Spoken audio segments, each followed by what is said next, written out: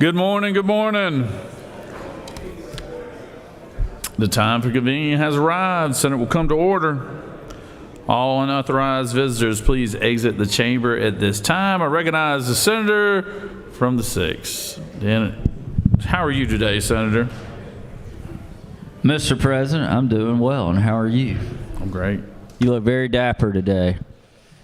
You look very Lieutenant Governor-ish. Mr. President, we have a great group of pages here today from all over this great state. From Cumming, Georgia, we have Cowshell Avancha. From Griffin, William Barrow III. From Lawrenceville, Jonathan Beecham. From Jessup, Macy Blizzard. From McDonough, Jillian Butchek. From Cumming, Sarvesh Dilip Kumar. From Sandy Springs, Matthew Duncan. From Johns Creek, Rohan Graffanini. From Milton, Grace Green. From Marietta, Vanshi Gujarati. From Statesboro, William Herman.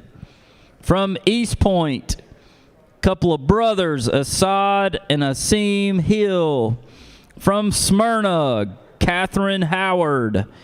From Brookhaven, Gigi Imagoro. From Alpharetta, Alexandra Killo. From Roswell, David Kim. From Forest Park, J.K. McNair. From Johns Creek, Akachi Wizubo.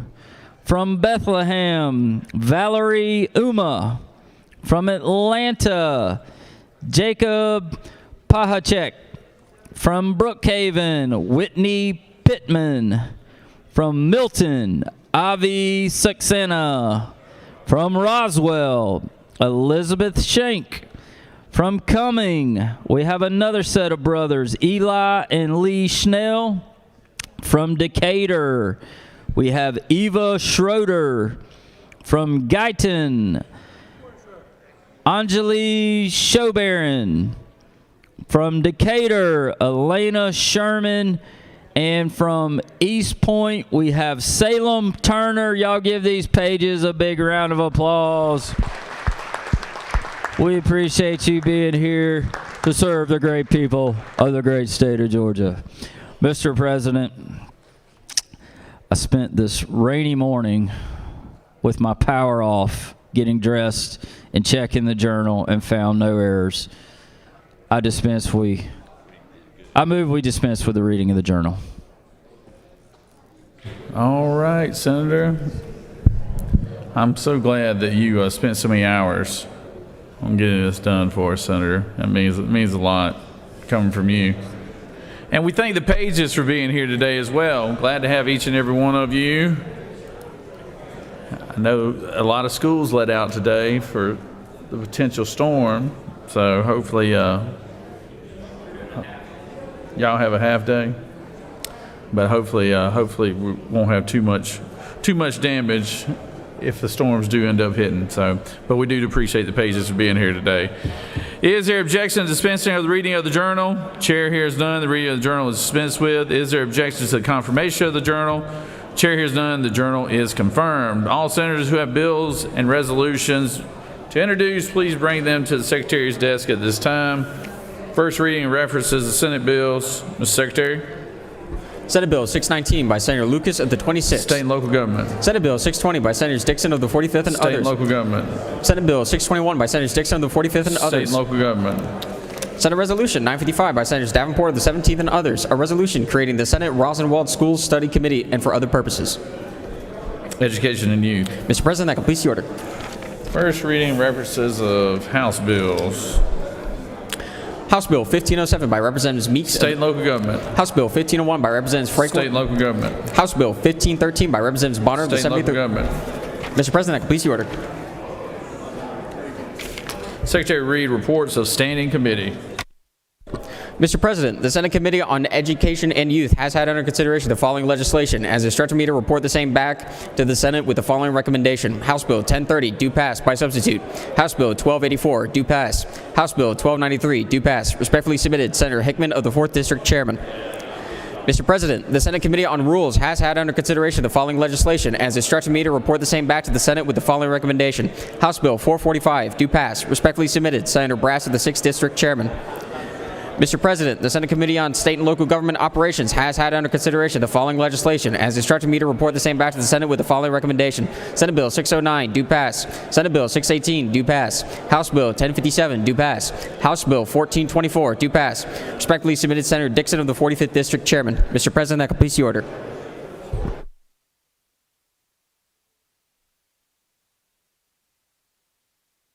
Secretary, read bills and resolutions for the second time.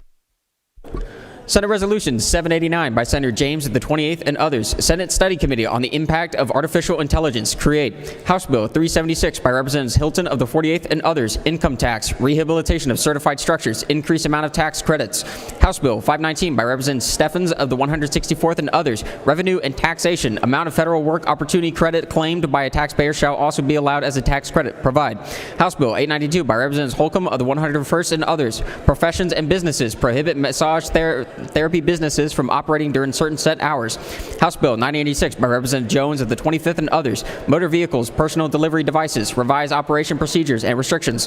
House Bill 998 by Representatives Leverett of the 123rd and others. Public utilities, authorize certain Tier 2 local exchange companies to elect to become subject to rate of return regulation. House Bill 1086 by Representatives Chastain of the 7th and others. Preston, Fant, and Brant Chesney Firefighter Safety Act, enact. House Bill 1107 by Representative Rice of the 139th and others. Excellent Teacher Preparation Act, enact. House Bill 1123 by Representative Jones of the 47th and others. Quality Basic Education Act requires certain schools that offer after-school programs to make such programs available to pre-kindergarten students. House Bill 1159 by Representatives Gamble of the 15th and others. Income tax, all income received by individuals, corporations, and partnerships under the Farmer Bridge Assistance Program, exempt from taxation. House Bill 1164 by Representatives Wade of the 9th and others. Education, requires State Board of Education to appoint an audit committee. House Bill 1181 by Representatives Ballard of the 147th and others. Motor vehicles, applications for certificate of title, provisions. House Bill 1195 by Representatives Leverett of the 123rd and others. Veterinarians, practice and provision of veterinary teletriage and veterinary telemedicine, revised provisions. House Bill 1202 by Representatives Corbett of the 174th and others. Georgia Motor Vehicle Crime Prevention Advisory Board, corrected scrivener's error and a cross-reference. House Bill 1234 by Representatives Taylor of the 173rd and others. State Employees Assurance Department, assignment of certain group term life insurance benefits to pay for funeral services of a deceased individual who was a member of certain retirement systems, provisions. House Bill 1295 by Representatives Cooper of the 45th and others. Physician Assistant Licensure Compact, entering into an interstate compact. House Bill 1302 by Representatives Gamble of the 15th and others. Education and Workforce Strategy Act, enact. House Bill 1379 by Representative Gaines of the 120th and others. Foreign Funding Transparency and Accountability Act, enact. House Bill 1391 by Representative Fleming of the 114th and others. Specialty license plates, honor public safety officers, establish. House Bill 1408 by Representatives Camp of the 135th and others. Veterinarians, authorize licensed veterinary technicians to administer anti-rabies vaccinations to animals. House Resolution 1243 by Representatives Martin of the 49th and others. Georgia Next Generation 911 Fund, authorized creation. Mr. President, that completes the order.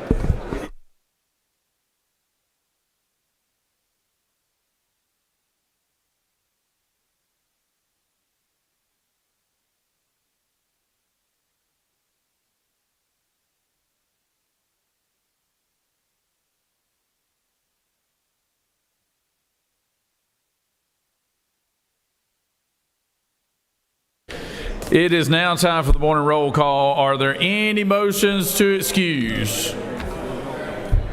Recognize Senator from the 33rd. Thank you, Mr. President, and good morning, y'all. I ask for unanimous consent to excuse the senators from the 5th, 9th, 15th, 22, 26, and 43 for business inside the Capitol. Write those, say those again, Senator. The 5th, the 9th, the 15th, and what else? 5, 9, 15, 22, 26, and 43. All right, without objection, those senators are excused. Any other motions to excuse? All right, Secretary will call the roll. Senators, signify your presence by voting the yay switch. Secretary will unlock the machine.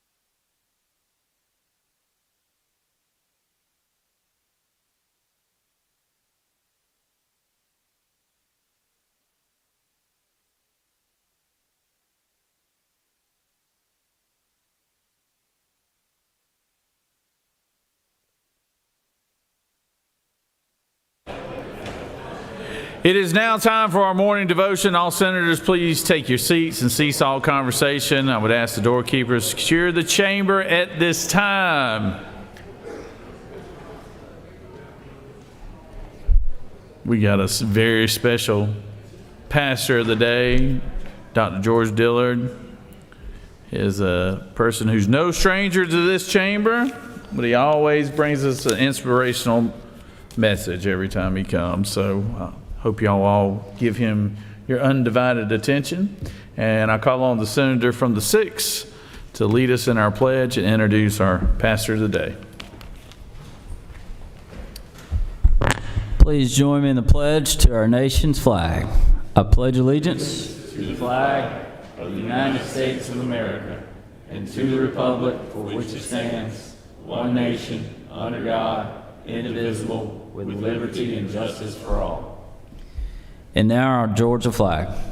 I pledge allegiance to the Georgia flag, to the principles for which it stands, wisdom, justice, moderation, and courage.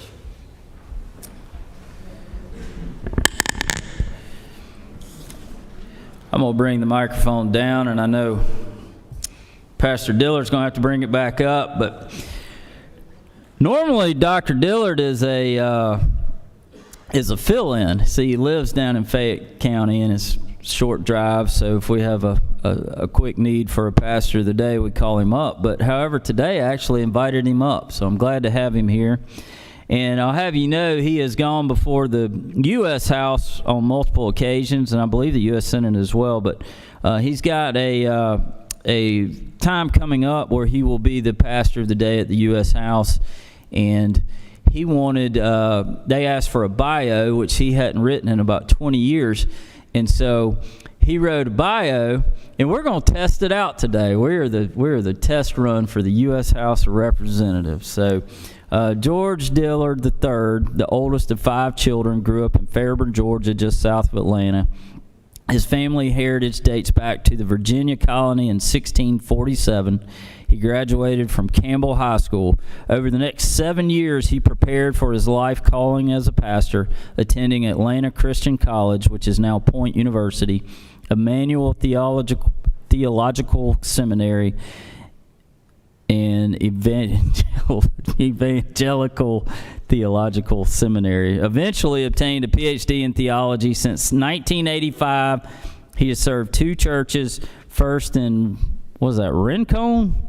Rincon, Georgia, and since 1993 as the lead pastor of Peachtree City Christian Church, where I have known Dr. Dillard for many years, longer than most of y'all in this chamber. He's authored 4 books, and he is an active in his community and around the world, leading a ministry that has built homes for the homeless in Georgia, Arizona, Ghana, Africa, Mexico, and Guatemala. He has previously preached in Africa, Mexico, Guatemala, and Honduras, and many states in the U.S. But most importantly, he is married to Renee since 1988, and they have 3 wonderful children and 8 grandchildren. I give you Dr. George Dillard.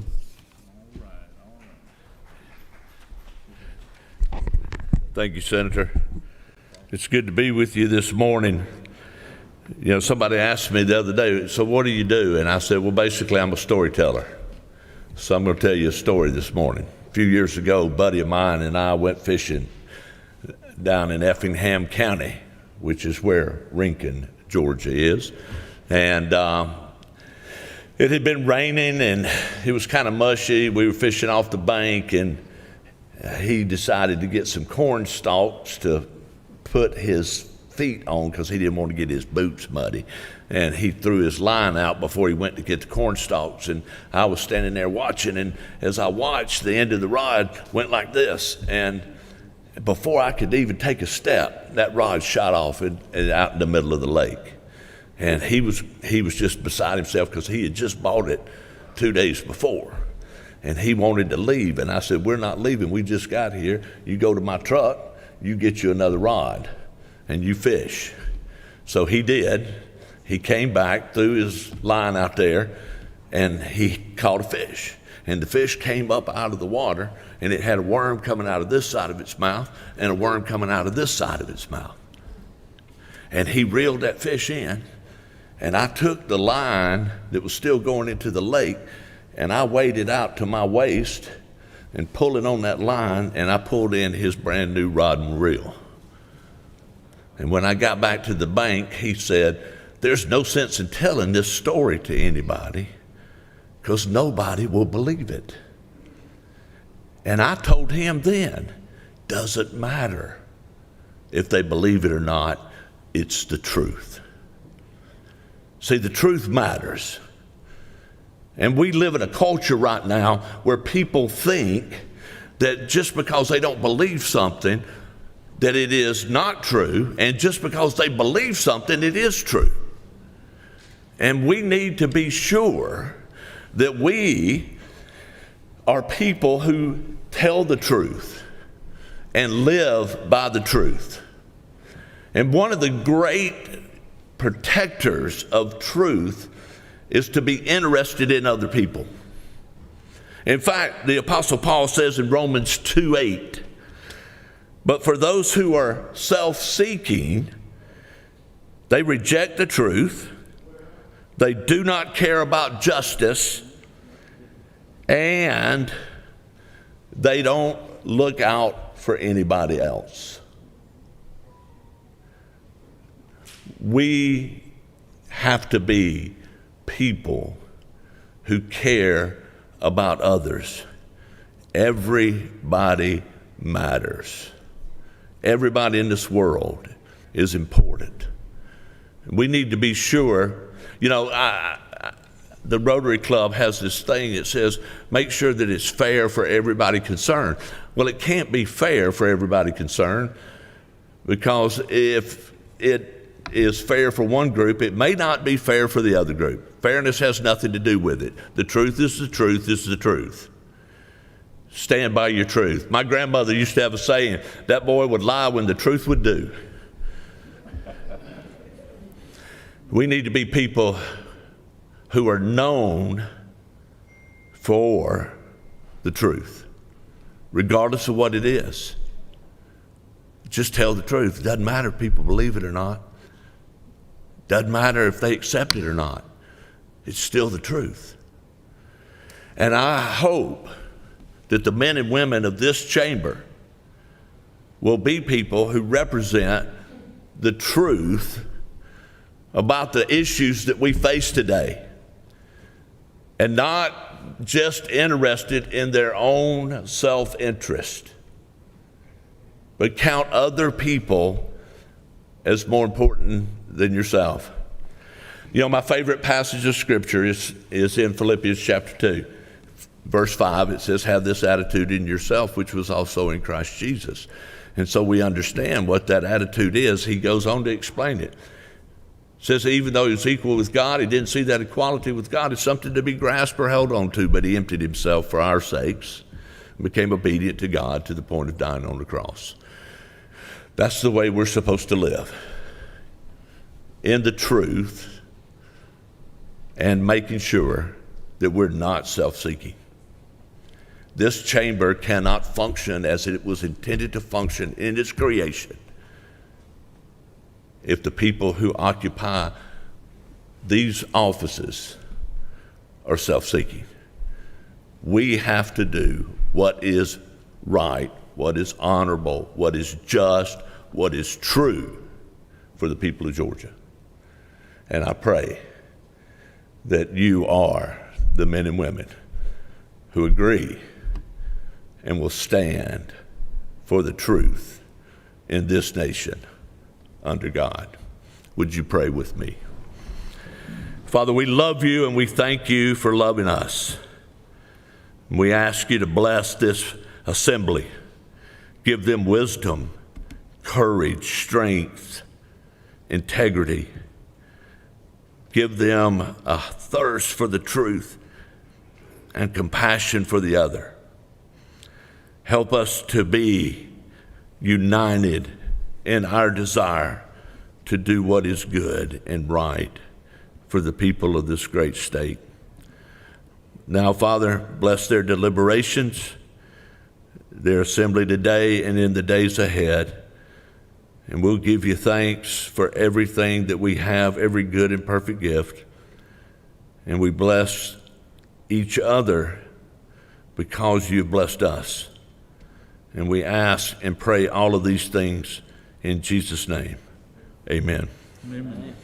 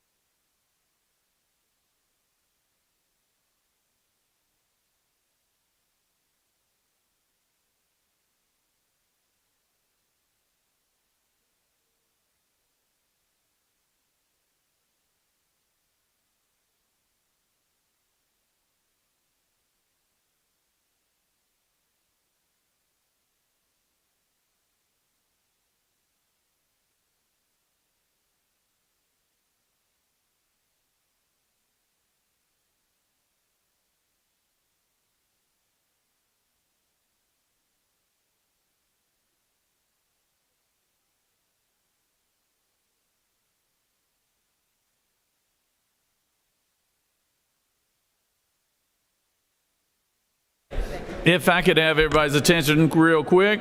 If I could have everybody's attention, we have always appreciate our doctors that come down here and give their time to this body and this Capitol building, and I'd always like for us to pay the appropriate respects to those men and women that come down here. So if y'all could, let's welcome Senator from the 32nd to introduce our doctor of the day. And her being a physician herself, she knows how important their time is. So thank you. Here's Senator. Thank you, Mr. President. I want to introduce you all to Dr. Jennifer Christie. She is a gastroenterologist, and she worked at Emory for 16 years as a gastroenterologist, and currently she's in Colorado, although she still has a home here in Georgia. And she's back in Georgia right now doing a project on FQHCs with the gastroenterology community. So I would like for you all to welcome Dr. Jennifer Christie. Thank you so much. Thank you, Dr. Patrick. Thank you, and good morning. And I am truly honored to be here with you all, and thank you for this warm welcome. Thank you also for everything you do for the patients of Georgia, and we really appreciate your partnership. I look forward to helping you out in any way I can during the course of the day. I'll be downstairs with Miss Mack, but I hope you guys stay well and have a really great day. So thank you again.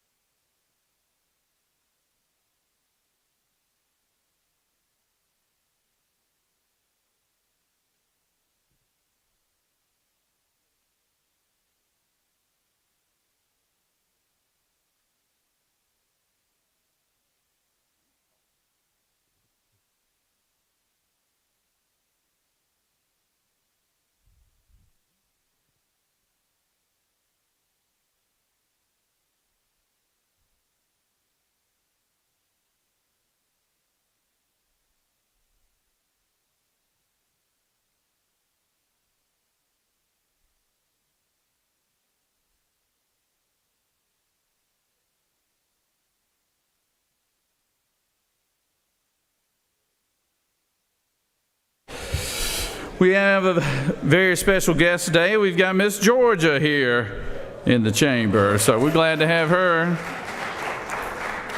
Secretary, read the caption. Senate Resolution 786 by Senator Steele of the 48th and others, a resolution recognizing and commending Audrey Kittela, Miss Georgia 2025, and for other purposes. Whereas, in recognition of her unwavering commitment to education, service, and leadership, Audrey Kittela of Milton, Georgia, was crowned Miss Georgia in 2025 and was named third runner-up at the Miss America 2026 competition.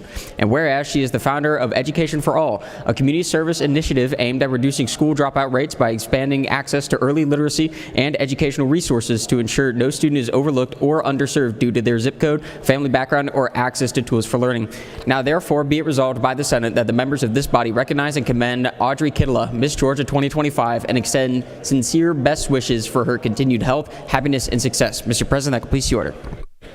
Is there objection to the adoption of the resolution? Chair hears none, and the resolution is adopted. Recognize the senator from the 48th to introduce our special guest today. Senator?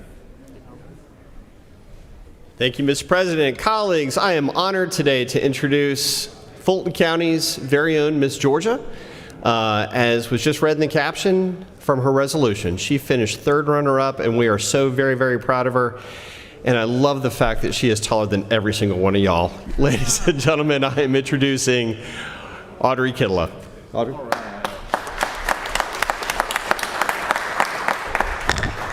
I guess that means I get permission to lift the microphone just a little bit. Good morning, Mr. President and distinguished members of the Georgia Senate. First, I wish to thank each of you for this tremendous honor. I would also like to thank Senator Sean Still for his support and for making today possible. My name is Audrey Kittela, and I have the privilege of serving as Miss Georgia 2025. It is truly an honor to stand before you today and to represent the Miss Georgia organization and the young women across our state who participate in the Miss America opportunity. In September, I had the privilege of representing Georgia at the Miss America competition, where I was honored to be named third runner-up to Miss America. Like many people in Georgia, my own journey has been shaped by education.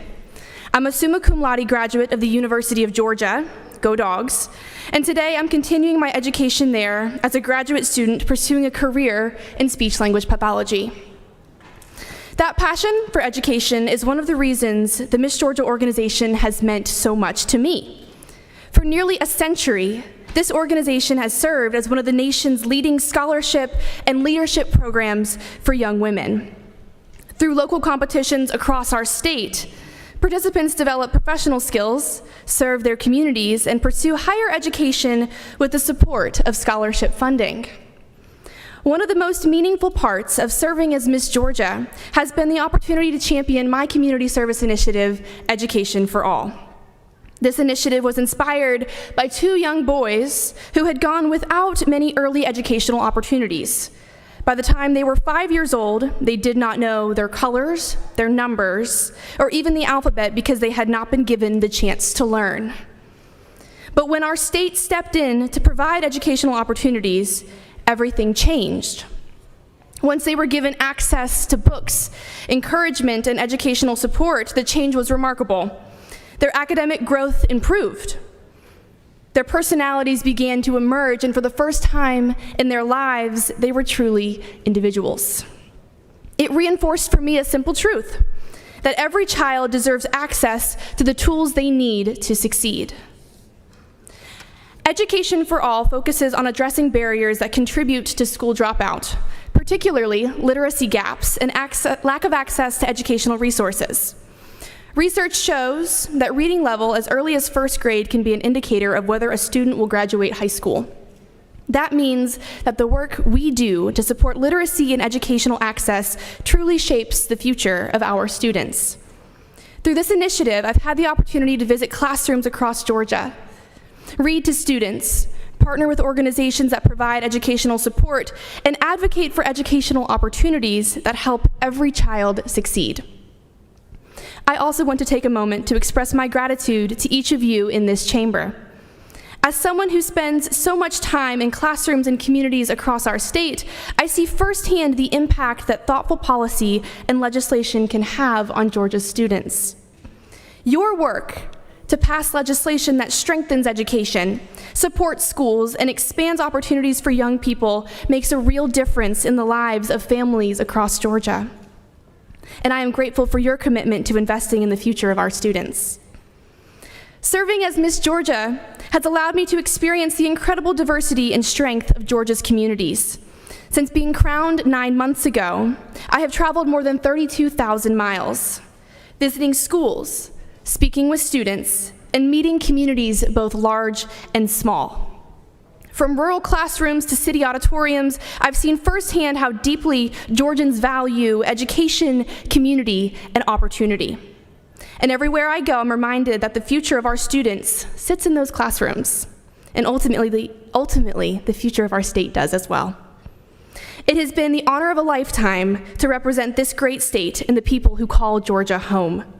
Thank you for allowing me the opportunity to be here today, and thank you for your continued commitment to the people and the future of the great state of Georgia.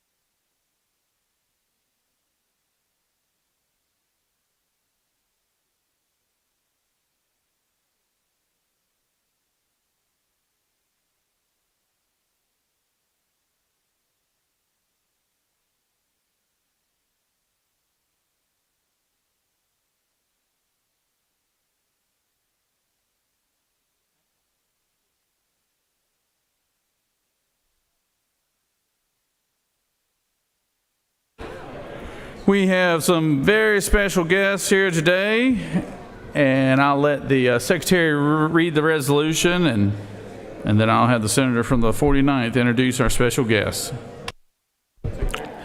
Senate Resolution 942 by Senator Eccles of the 49th and others, a resolution commending the Atlanta World Cup Host Committee and for other purposes. Whereas in June 2022, Atlanta, Georgia was selected to serve as one of the 16 host cities across 3 different countries for the FIFA World Cup 2026. Whereas the FIFA World Cup 2026 will occur over a month in Georgia with the first group match in Atlanta on June 15th, 2026. And whereas the Atlanta Sports Council spearheaded the bid to host the FIFA World Cup 2026 alongside its partners in the community and state, including the Atlanta Convention and Visitors Bureau, Arthur M. Blank Sports and Entertainment, Georgia World Congress Center Authority, Mercedes-Benz Stadium, Metro Atlanta Chamber, the City of Atlanta, and the State of Georgia. And whereas the FIFA World Cup 2026 will be hosted at the world-class Mercedes-Benz Stadium. And whereas the FIFA World Cup 2026 has catalyzed development all across our state, spurring over $5 billion in private development and over $100 million in infrastructure investments, improving Atlanta's preparedness for residents and visitors from around the world. Now, therefore, be it resolved by the Senate that the members of this body commend the Atlanta World Cup Host Committee for its efforts to prepare Atlanta and the state of Georgia to welcome national and international visitors for the FIFA World Cup 2026. Mr. President, that completes the order.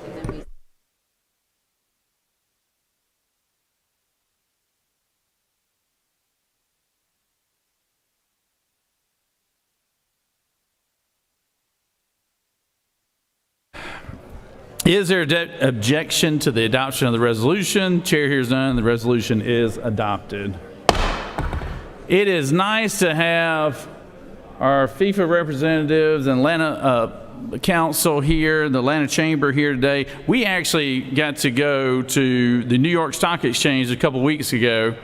I know there's a big conspiracy about where I really was, but I was at the New York Stock Exchange with the Metro Chamber and everything. So, but had a great time. We're gonna have a great event here in the city of Atlanta and the state of Georgia here just in a few weeks when we have the FIFA World Cup. I understand it's about like having 8 Super Bowls all packed into a month's time. So it will be exciting. They've done a lot of work. We're excited about all the work that has been done, and I'd like to recognize the senator from the 49th to speak to the resolution. Thank you, Mr. President. Good morning, colleagues. I'm excited to be up here. I think we're 91 days away from I don't know if kickoff is the right term or not in soccer, but it is my honor to welcome members of the Atlanta World Cup Host Committee as we recognize their leadership in preparing our capital city and state for one of the largest sporting events on the planet, the FIFA World Cup 2026. We're now within 91 days of this thing, match number 1 on June 15th. With me today, I have Dan Corso, President of the Atlanta Sports Council, have Katie Kirkpatrick, President and CEO of the Metro Atlanta Chamber, and Dietmar Exler, Chief Operating Officer from Arthur M. Blank Sports and Entertainment. This summer, the world's eyes will turn to Atlanta, Georgia for the biggest World Cup ever, where we will host 8 matches, including 5 group matches and a round of 32 match, a round of 16 match, and a coveted semifinal. With a world-class stadium, the busiest airport on the planet, and a storied history of hosting major sporting events, including the 1996 Olympics, 2 Super Bowls, and 2 CFP National Championship games, we are well positioned to showcase Atlanta, Georgia to millions of visitors and billions of viewers worldwide. But this moment is about more than soccer and the matches on the field. It is about economic development, tourism, and global visibility for our entire state. It's about small businesses, restaurants, hotels, and hospitality communities across Georgia benefiting from the excitement that the FIFA World Cup brings. So today, we proudly welcome them to the Senate and thank them for their leadership as we prepare to host the world right here in the Peach State. Y'all welcome Dietmar Exler.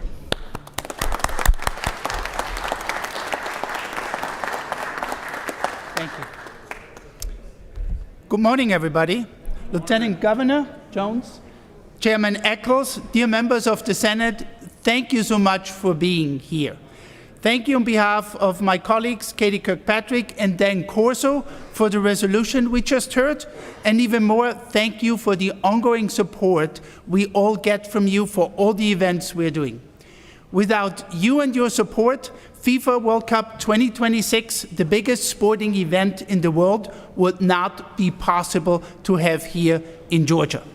But it's not just about that one event. As you well know, Georgia is the #1 state for sports events in the whole country. We're leading the nation with having SEC championship, Peach Bowl every year, only state that had the college football championship twice, now having FIFA, having already Super Bowl committed, Final Four, and talking about other big events coming to the state. That would not be possible. We couldn't do that without you. Let me assure you, we are all working hard to deliver an unmatched fan experience. Whether that is anywhere at our hotels, anywhere else in the city, at FanFest or at Mercedes-Benz Stadium, we will deliver the well-known Southern hospitality to all of the visitors that come from the whole world. Now, it might sound a little bit funny to you if a guy with my accent talks about Southern hospitality. You all probably didn't expect that. But I came to Georgia about 10 years ago. I experienced it, and believe me, I drank the Kool-Aid. I know what that is. And that prompted us, that experience, that hospitality, to put FIFA 26 in Atlanta under the heading, Welcome Home to Georgia. And that's what we're going to deliver to the whole world, a welcome home to Georgia environment to make everybody appreciate what our great state can offer. Thank you so much for all you do every day. We really, really appreciate all your help. Thank you.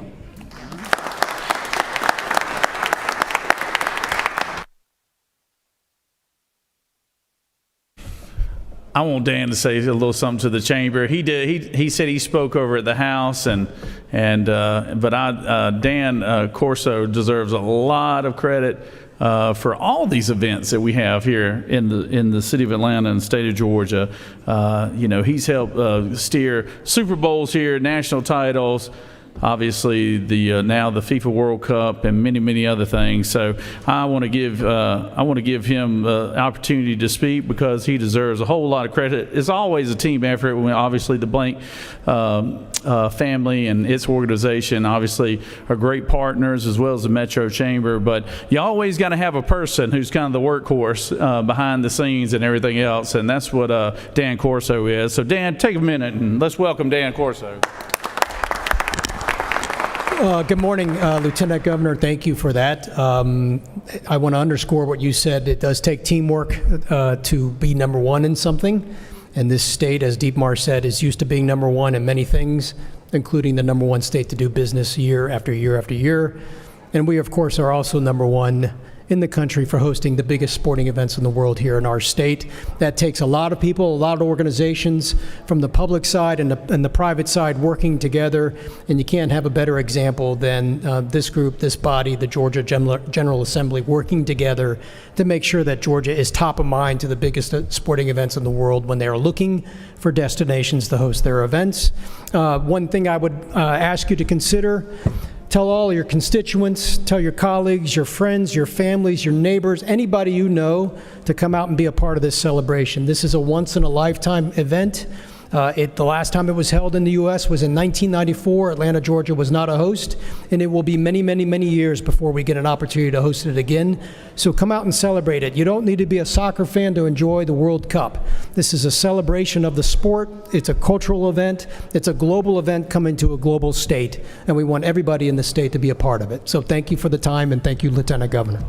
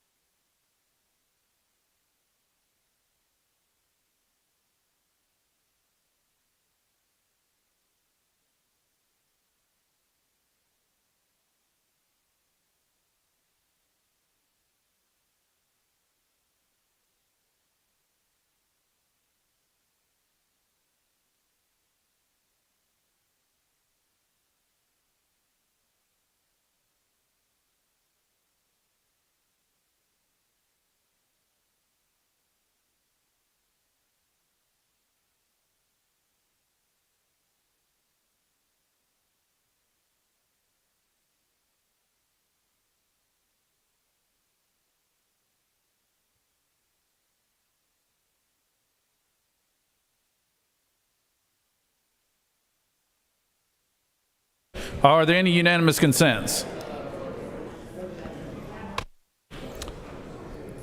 It is now time for points of personal privilege. Senator from 56, did you have something? Senator, did you have something? Sure. I would do that after.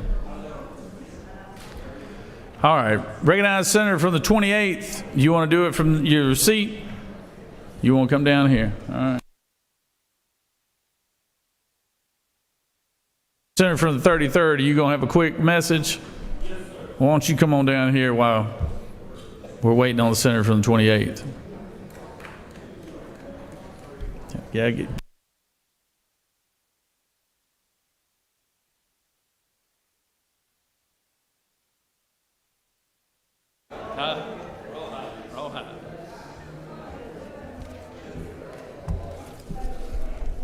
Thank you, Mr. President, my fellow senators, colleagues, friends, and y'all.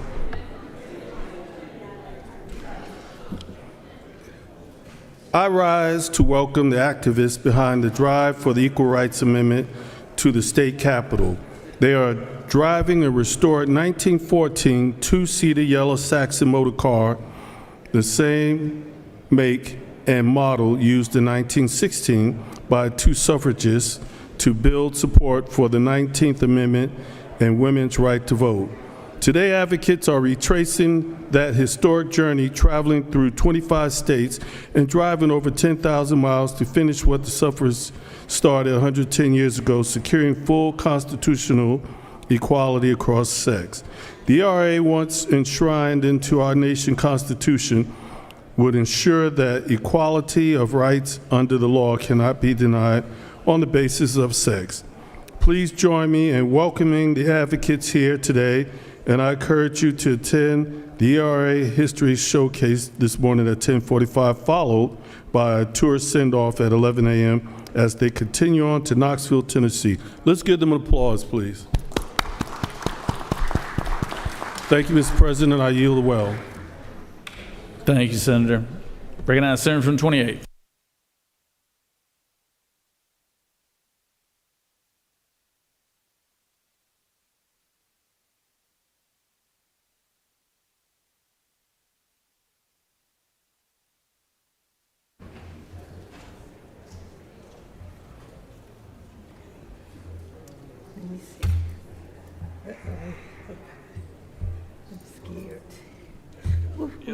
Thank you. Thank you. Got it. Oh, one more step.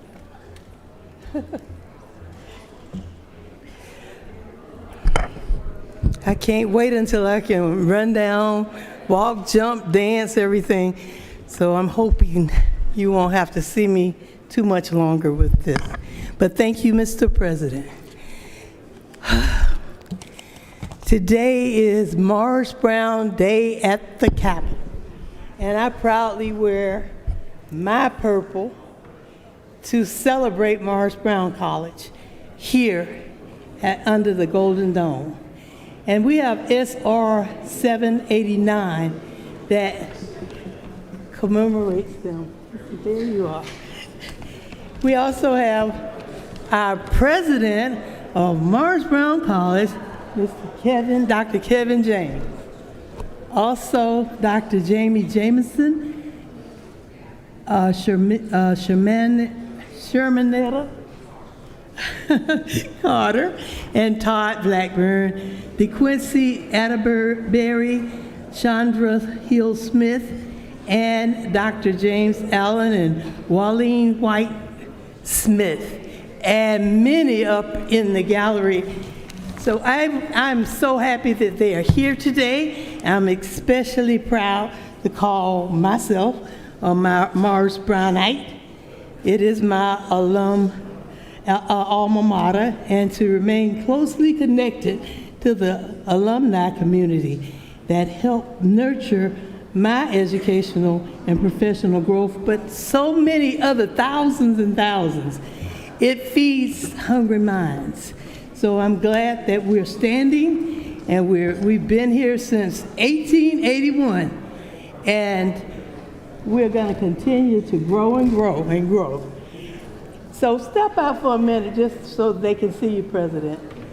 Say hello. And everyone in the gallery, please stand. And colleagues, give them a warm welcome from the Senate chamber. Thank you for being here. Y'all, this purple is looking good around here. Thank you. I do have a resolution, and the yellow light is already on, but I am going to present the resolution to our president this morning. So thank you, Mr. President of the Senate, and I yield the will. Thank you.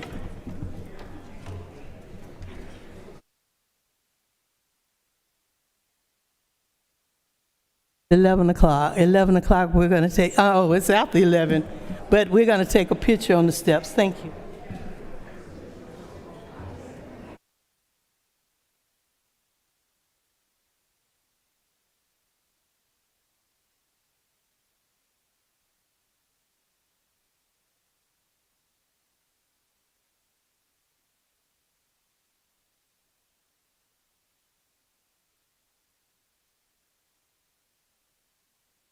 Recognize the senator from the 41st.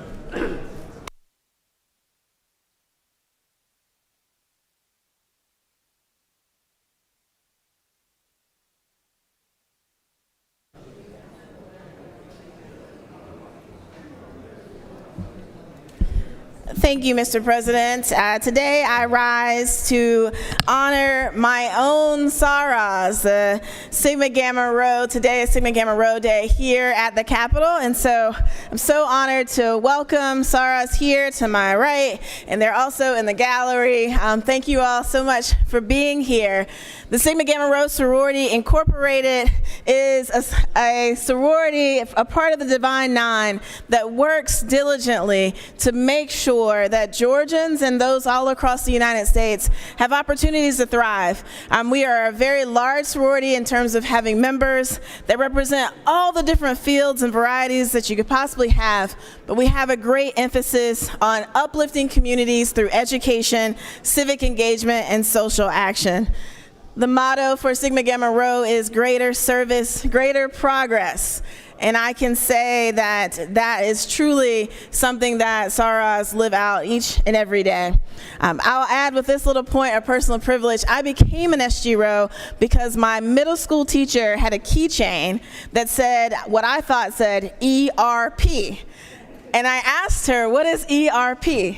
And she taught me all about Sigma Gamma Rho. So when I went to join, when I was in college, I was really clear that I wanted to find my Saras in Sigma Gamma Rho. So again, happy Sigma Gamma Rho Day. So glad to have you all. If you all would please give them a warm welcome from the Senate. Thank you.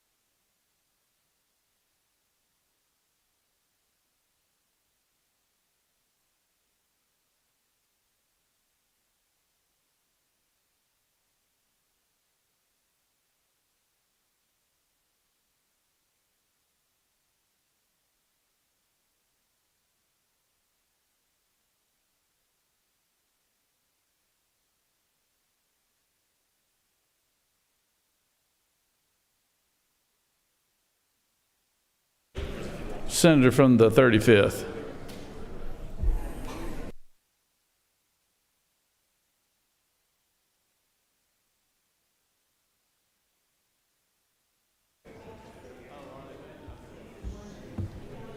All right, good morning. Thank you, Mr. President. Just really briefly wanted to shout out the quiet folks who are working, sometimes in the shadows, praying for this chamber and the chamber across the hall.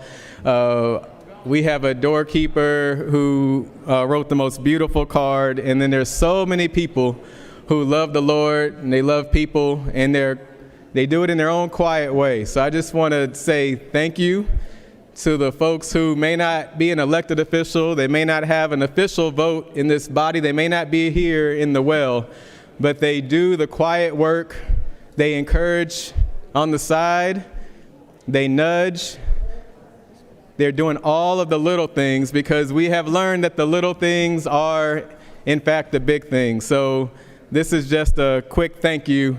You know who you are, and others who were praying for each other, helping each other through these sometimes difficult days, because our state needs praying folks to move us forward.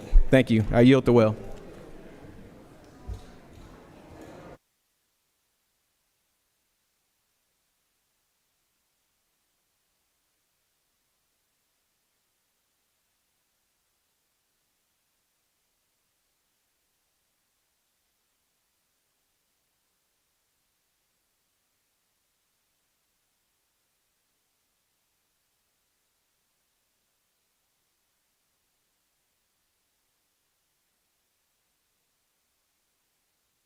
Recognize Senator from the 34th.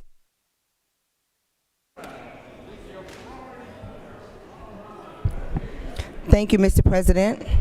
Today, I ask that we pause for a moment of silence in honor of Brandon A. Shaw, a devoted soldier, a leader who served our nation in honor and distinction. Lieutenant Colonel Shaw, a proud graduate of University of Georgia, a dedicated his service, leader with courage, integrity, commitment to those he served beside. He carried his value into his military, defined with duty and sacrifice. As a fellow veteran, I know the weight of the oath that we've taken to defend this nation and stand beside our fellow brothers and sisters in arms. Today, we remember Lieutenant Colonel Shaw, not just for his rank, but for his life of service and legacy he leaves behind. Please join me for a moment of silence. Senators ask for a moment of silence. If everyone could please stand and to honor the Lieutenant Colonel Shaw, his service, and his family, and the sacrifice for him and his family. Thank you, Mr. President. Thank you, Senator.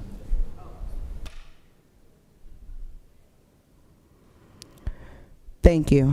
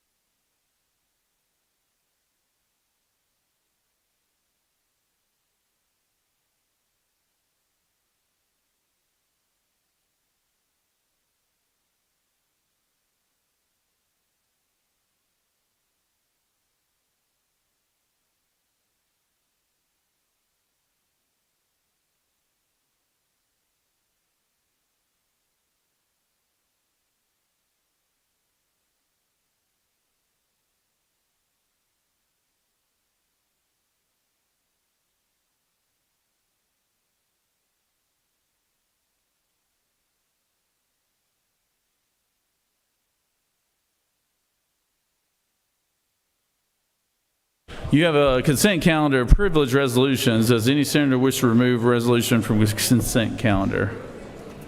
Is there objection to the adoption of the resolution on the consent calendar? Chair hears none. The resolutions on the consent calendar are adopted.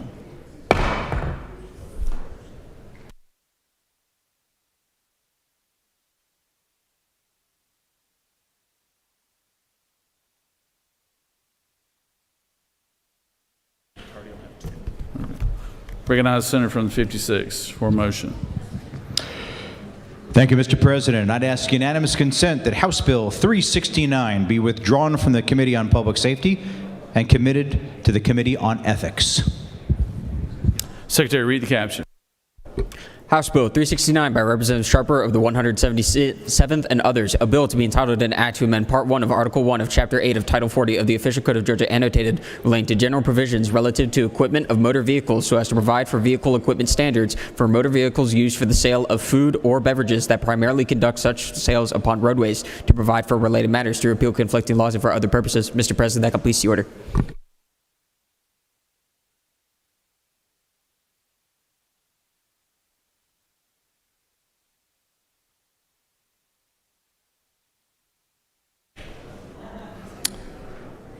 Senator would like to speak to the motion. Is there objection to the motion?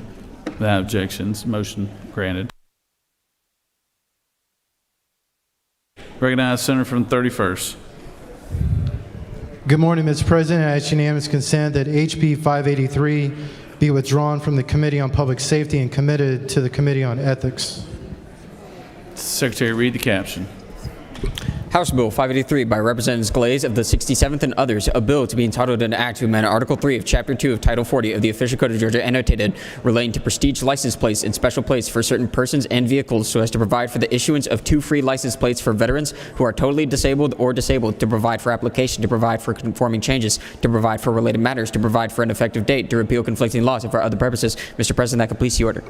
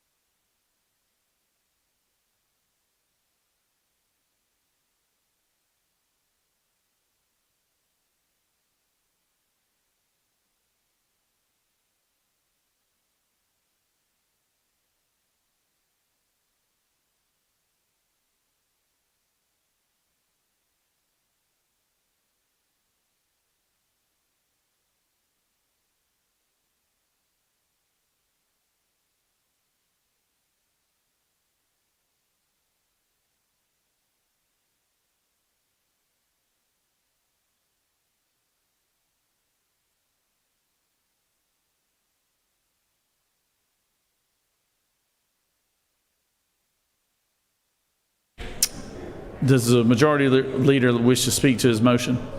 You pass. All right. Is there objection? There is objection. You want to speak to it? You want to speak to it, leader?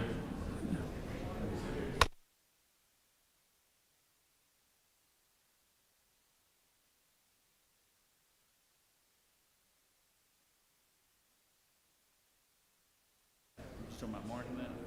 I got called. Thank you, Mr. President. I rise to object to this motion to move what is on its face a license plate bill that's properly placed in public safety over to ethics. We've asked the majority party, can you tell us more about it? They've refused to speak to us offline. They refuse to speak to us in the well. And so we just object to the refusal that you all have to even have some type of participatory action in this democracy. The minority party, we are here to be reasonable in our conversations and in our approach. If you just simply tell us a conversation, we wouldn't have to put another vote on the board. But because you refuse, we object.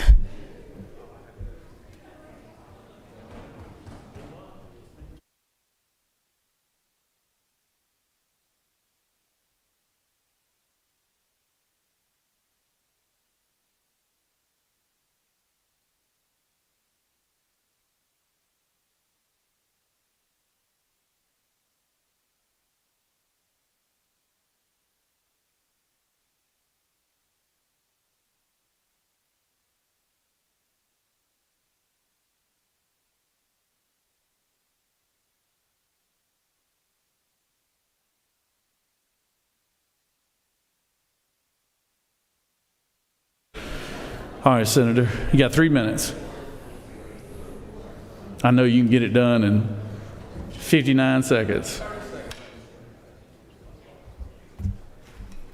Well, thank you, Mr. President. And the reason I am in the well today as we object to this motion is the senator from the 14th made a very similar motion to move a bill that many of us signed from interstate cooperation, and it did not move. And I'd like to quote the senator from the 27th. We believe the senator from the 27th stated that he believes that the Committee on Assignments assign bills to where they want them to go, and when they do that, they don't intend for them to move. And so, Mr. President, with precedent already being set, and the senator from the 27th echoing that he believes the Committee on Assignments makes the right call when they place bills into the right committee, and that they are infallible. Therefore, Mr. President, I hope that the majority party will vote no on this, as they trust the Committee on Assignments, which is made up by everybody in the majority party. And so with that, I yield the well.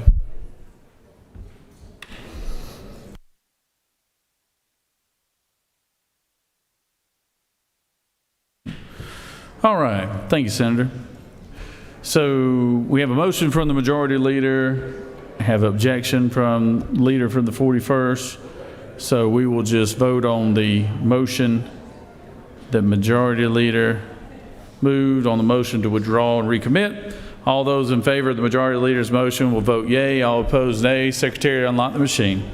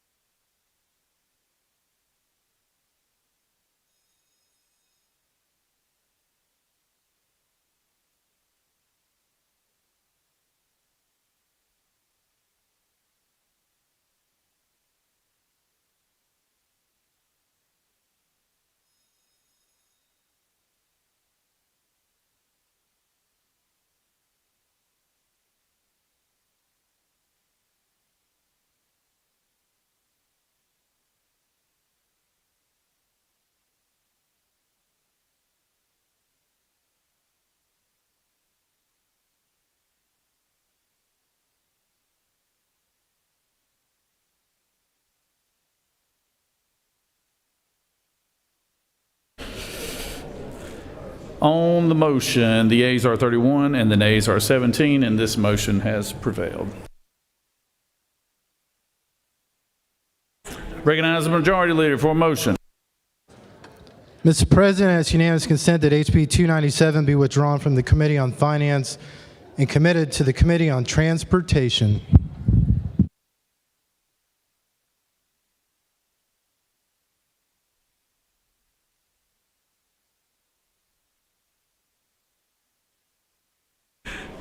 Secretary, read the caption. House Bill 297 by Representatives Anderson of the 10th and others, a bill to be entitled an act to amend Code Section 40-1-1 of the Efficient Code of Georgia annotated relating to definitions relative to motor vehicles and traffic so as to revise the definition of multi-purpose off-highway vehicle, to amend Article 10 of Chapter 5 of Title 48 of the Efficient Code of Georgia annotated relating to ad valorem taxation of motor vehicles and motorhomes so as to define multi-purpose off-highway vehicle and subclassify such vehicles for ad valorem taxation purposes, to provide that such vehicles shall not be returned or taxed for ad valorem taxation purposes, to provide for related matters, to provide for an effective date and applicability, to repeal conflicting laws and for other purposes. Mr. President, that completes the order.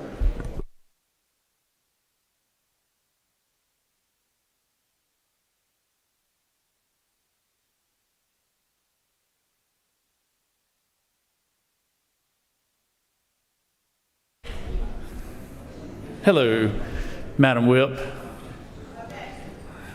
You going to object to it again?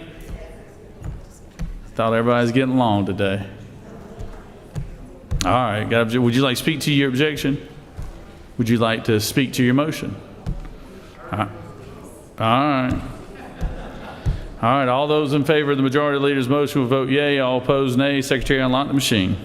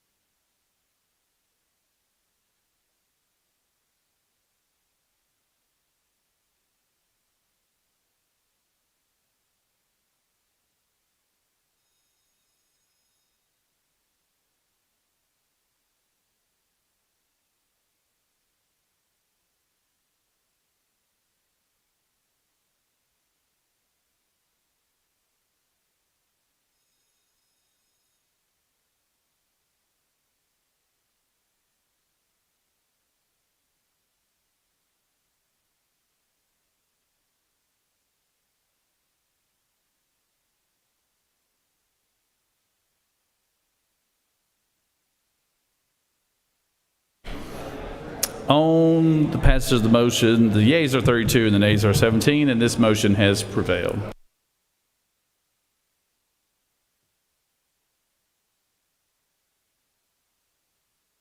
You have before you a local consent calendar. Mr. Secretary, are there any objections? Mr. President, no objections have been filed. Is there objection to agreeing to the report of the committee which on state and local government operations, which is favorable to the passage of the bill on local consent calendar? Chair hears none. Report of the committee is agreed to. Questions on the passage of the bill on the local consent calendar? All those in favor will vote yea, opposed nay. Secretary will unlock the machine.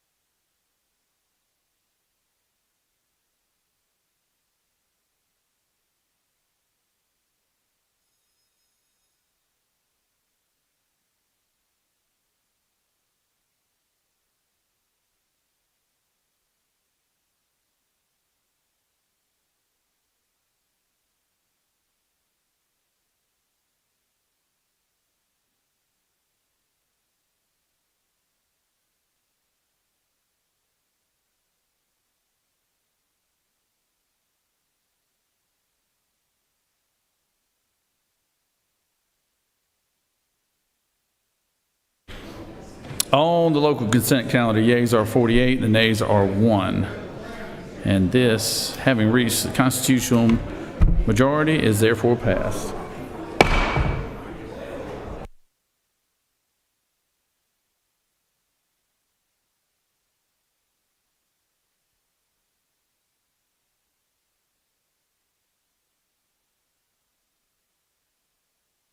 Recognize the senator from the 31st.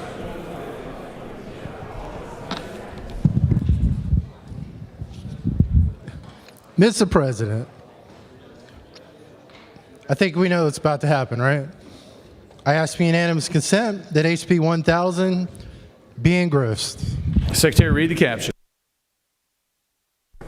House Bill 1000 by Representatives Gamble of the 15th and others, a bill to be entitled an act to amend Chapter 7 of Title 48 of the Official Code of Georgia annotated relating to income taxes so as to provide for a one-time tax credit for individual taxpayers who filed income tax returns for the 2024 and 2025 taxable years, to provide for a definition, to provide for related matters, to provide for an effective date, to repeal conflicting laws and for other purposes. Mr. President, that completes the order.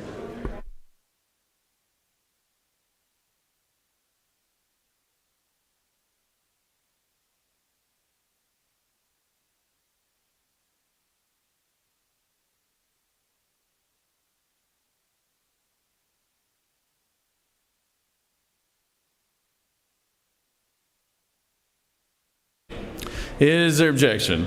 You do have objection. Would you like to speak to your motion? Would you like to speak to your objection? Okay. All right. Then all those in favor of a motion to engross on HB 1000 will vote yea. All opposed, nay. Secretary, unlock the machine.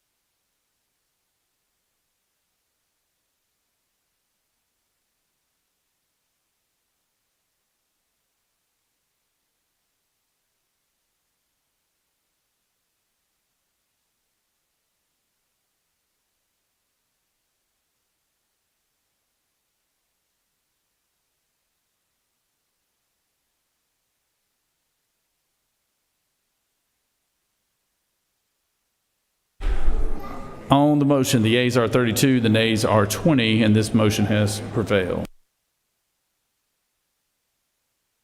Moving on to the rules calendar.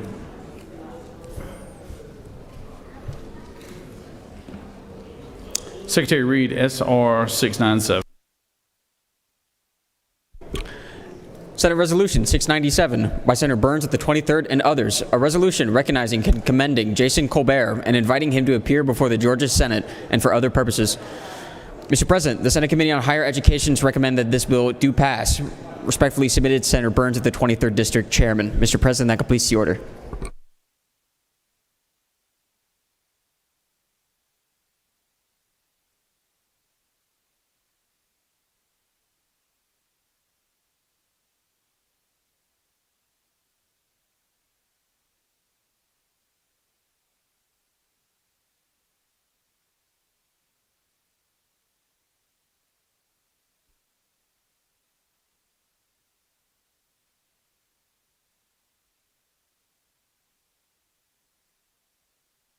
Recognize the senator from the 23rd.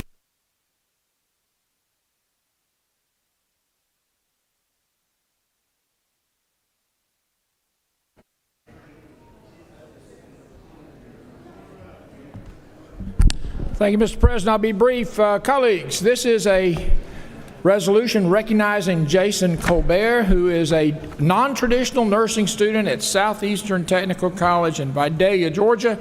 He is the 2025 Georgia Occupational Award of Leadership winner, or the gold winner. We will have Jason and his colleagues in the chamber next week. I ask for your favorable consideration. If there are no questions, I will yield the well.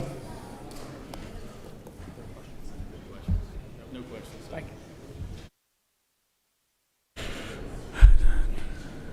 you. Does any other senator wish to speak for or against the measure?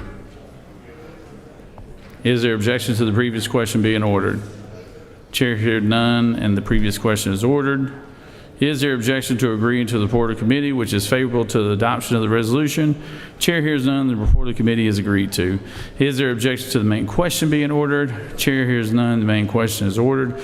Questions on the adoption of the resolution. All those in favor of the resolution will vote yea, opposed nay. Secretary, unlock the machine.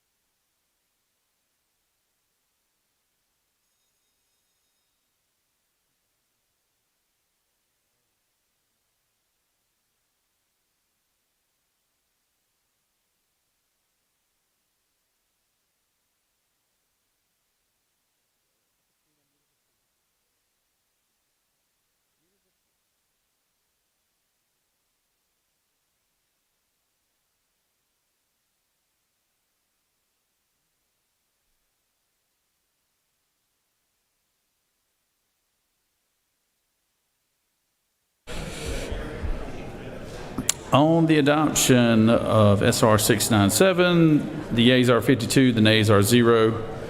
And this resolution has the majority, therefore is adopted.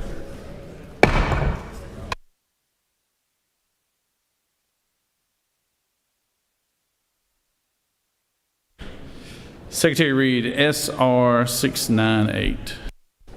Senate Resolution 698 by Senator Burns of the 23rd and others, a resolution recognizing and commending Dr. Ekaterina Mirzakulova and inviting her to appear before the Georgia Senate and for other purposes. Mr. President, the Senate Committee on Higher Education recommend that this resolution do pass. Respectfully submitted, Senator Burns of the 23rd District Chairman. Mr. President, that completes the order.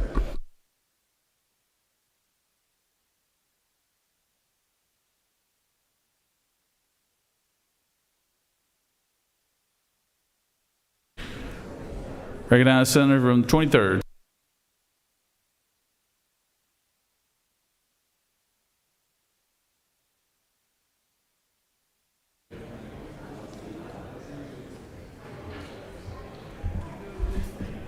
Thank you, Mr. President. Again, colleagues, I'll be brief. This is a resolution recognizing the 2025 Rick Perkins Award for Excellence in Teaching and Technical Instruction.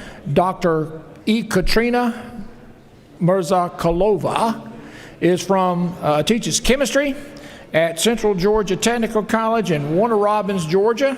I request your favorable consideration for Senate Resolution 698. Thank you, Mr. President. If there are no questions, I will yield the well.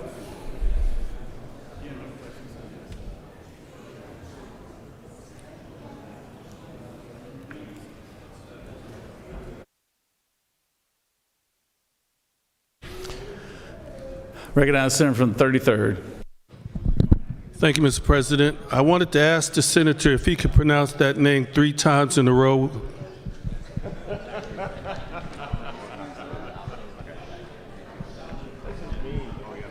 All right. Any other senators wish to speak? Does any other senator wish to speak for or against the measure? Chair hears none. Is there objection to the previous question being ordered? Chair hears none. The previous question is ordered. Is there objection to agreeing to the report of committee, which is favorable to the passage of the bill? or the resolution, I should say. Chair hears none. The report of the committee is agreed to. Is there objection to the main question being ordered? Chair hears none. The main question is ordered. The question is on the adoption of the resolution. All those in favor vote yea. All opposed, nay. Secretary, unlock the machine.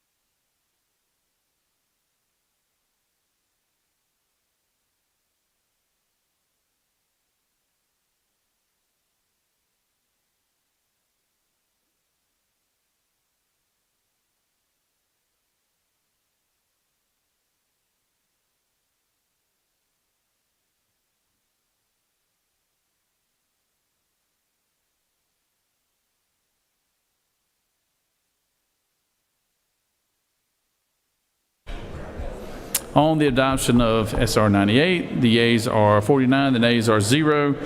The resolution has received the requisite constitutional majority and is therefore adopted.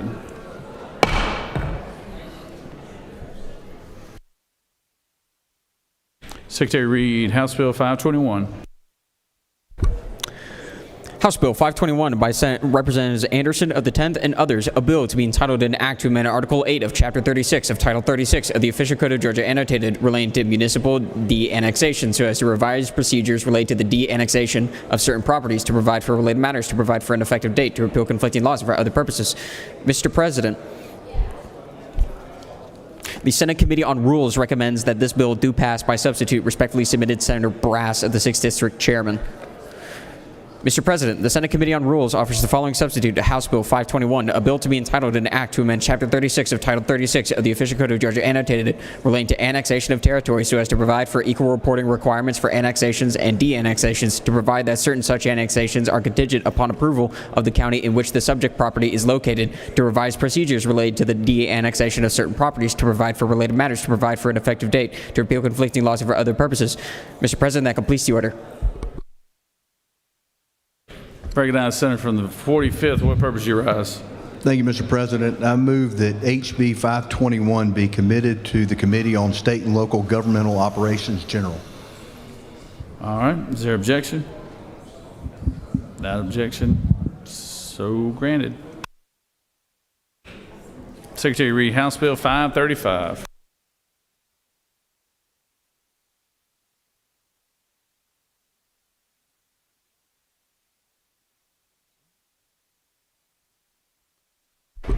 House Bill 535 by Representative Smith of the 18th and others, a bill to be entitled an act to amend Code Section 42-8-38 of the Official Code of Georgia annotated relating to arrest or graduated sanctions for probationers violating terms, hearing, disposition of charge, and procedure when probation revoked in county other than that of conviction, so as to provide for credit for time served regarding probation revocation, sentencing, to provide for related matters, to repeal conflicting laws, and for other purposes. Mr. President, the Senate Committee on Judiciary recommends that this bill do pass by substitute. Respectfully submitted, Senator Strickland of the 42nd District Chairman. Mr. President, the Senate Committee on Judiciary offers the following substitute to House Bill 535, a bill to be entitled an act to amend Part 1 of Article 2 of Chapter 13 of Title 16 of the Official Code of Georgia annotated relating to schedules, offenses, and penalties relative to the regulation of controlled substances so as to clarify and revise mandatory minimum departure provisions for defendants convicted of trafficking of certain substances, to provide for a statutory sentencing limit applicable to the offense of trafficking in fentanyl, to amend Code Section 42-8-38 of the Official Code of Georgia annotated relating to arrest or graduated sanctions for probationers violating terms, hearing, disposition of charge, and procedure when probation revoked in county other than that of conviction, so as to provide for credit for time served regarding probation revocation sentencing, to provide for effective dates and applicability, to provide for related matters, to repeal conflicting laws for other purposes. Mr. President, Senator McLaurin of the 14th District offers the following amendment. Amendment 1, amend the Senate Committee on Judiciary Substitute to House Bill 535 by replacing line 20 with the following: or brings into this state 4 grams or more of fentanyl as identified in. Mr. President, that completes the order.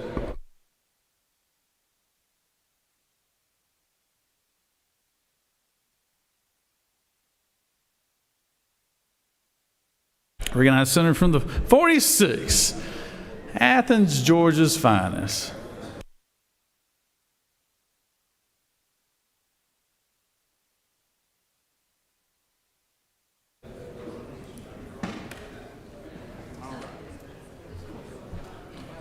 Thank you, Mr. President. I appreciate that splendid introduction this morning. Ladies and gentlemen of the Senate, this goes back to our ongoing battles. The senator from the 8th has been committed to tightening up the rules on fentanyl possession and distribution in this state. It has become quite the plague, a scourge on our society, young people dying from unintentional fentanyl overdoses. This goes back to the version we passed out last year, which got confused in the process, and the penalties were not as severe as we had wanted them to be. It makes it very clear if you possess 4 or more grams of fentanyl, you're going to be dealt with severely, 2.5 years minimum to 10 years maximum, and the penalties go on up to 35 years depending on the amount of the substance or fentanyl mixed with other substances that you have.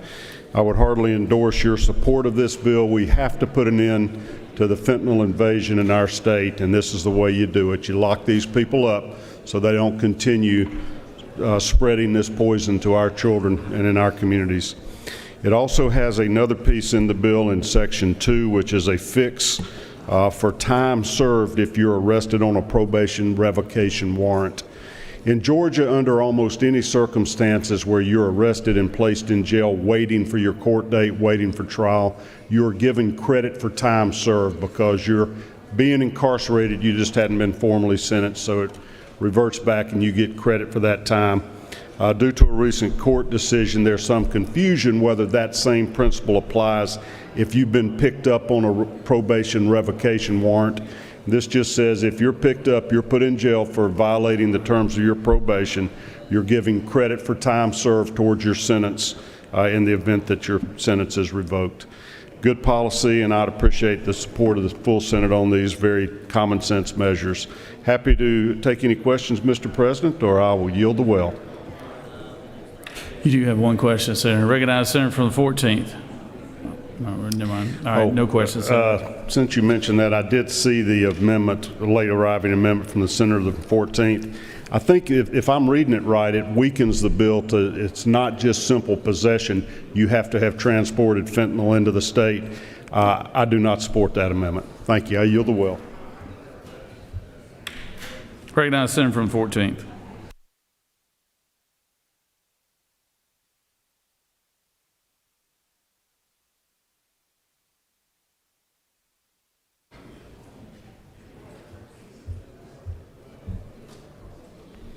Thank you, Mr. President. This is not just a simple cleanup bill. I commend the author, or I should say the Senate sponsor, on being forthright about the purpose of this bill. The purpose of this bill is to increase criminal penalties that the House of Representatives did not want to increase to this point. And I think it's really important for us to be very precise about what this code section says and what this bill is trying to do.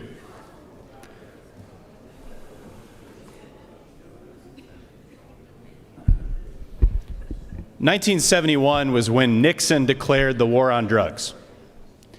And I'm going to quote one of Nixon's top advisors at the time in the early 70s. Mr. Fuentes, could you give me 1 second? everybody could give the senator attention, please. It's in the well. One of the top advisors to Richard Nixon said in the early 1970s, and I quote, "We couldn't make it illegal to be either against the war or black." So that was the purpose of increasing penalties on simple possession of drugs at that time. But I want to be even-handed, because in the 1990s, under the Clinton administration, 1994, there was a massive crime bill that people like Joe Biden and Bernie Sanders have been criticized for participating in, because at the time, in the 1990s, this country believed wrongly that dumping millions of dollars into mass incarceration would somehow solve society's ills. And as a result of those policies, starting in the 70s and continuing through the 1990s, the United States has one of the largest incarcerated populations in the world.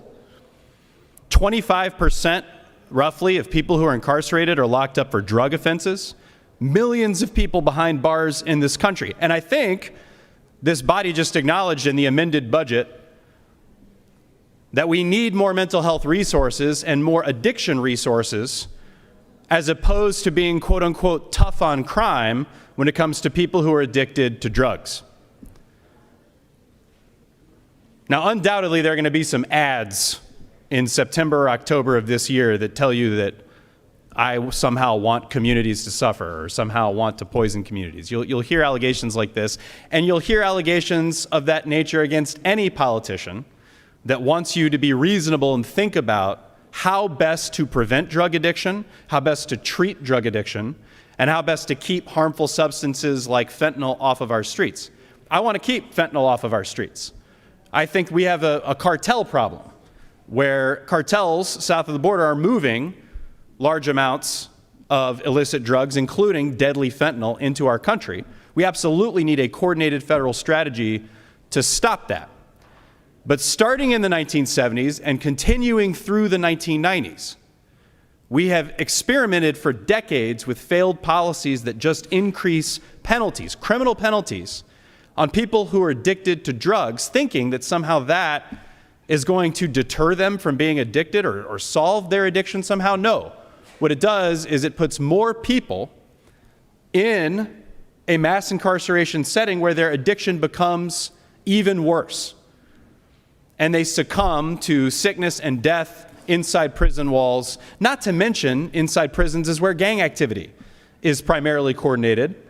And so drugs become part of the life of people in prison. So even after playing Red Rover and putting a bunch of people who are addicted in prison, you don't get the policy benefit that you want when prisons themselves become places where drugs are trafficked, places where coordination of gang activity outside of prison walls happens. So we've deceived ourselves in this country for decades thinking that more punitive policies on the war on drugs, so-called war on drugs, will do anything for us. Now, I could make all those arguments as to any of the criminal penalties in this bill, but I want to be very specific. I'm only objecting to criminal penalties for simple possession of a mixture containing fentanyl. I'll say it again, simple possession of a mixture containing fentanyl. What this bill does not do is increase penalties purely on fentanyl itself, unmixed with anything else.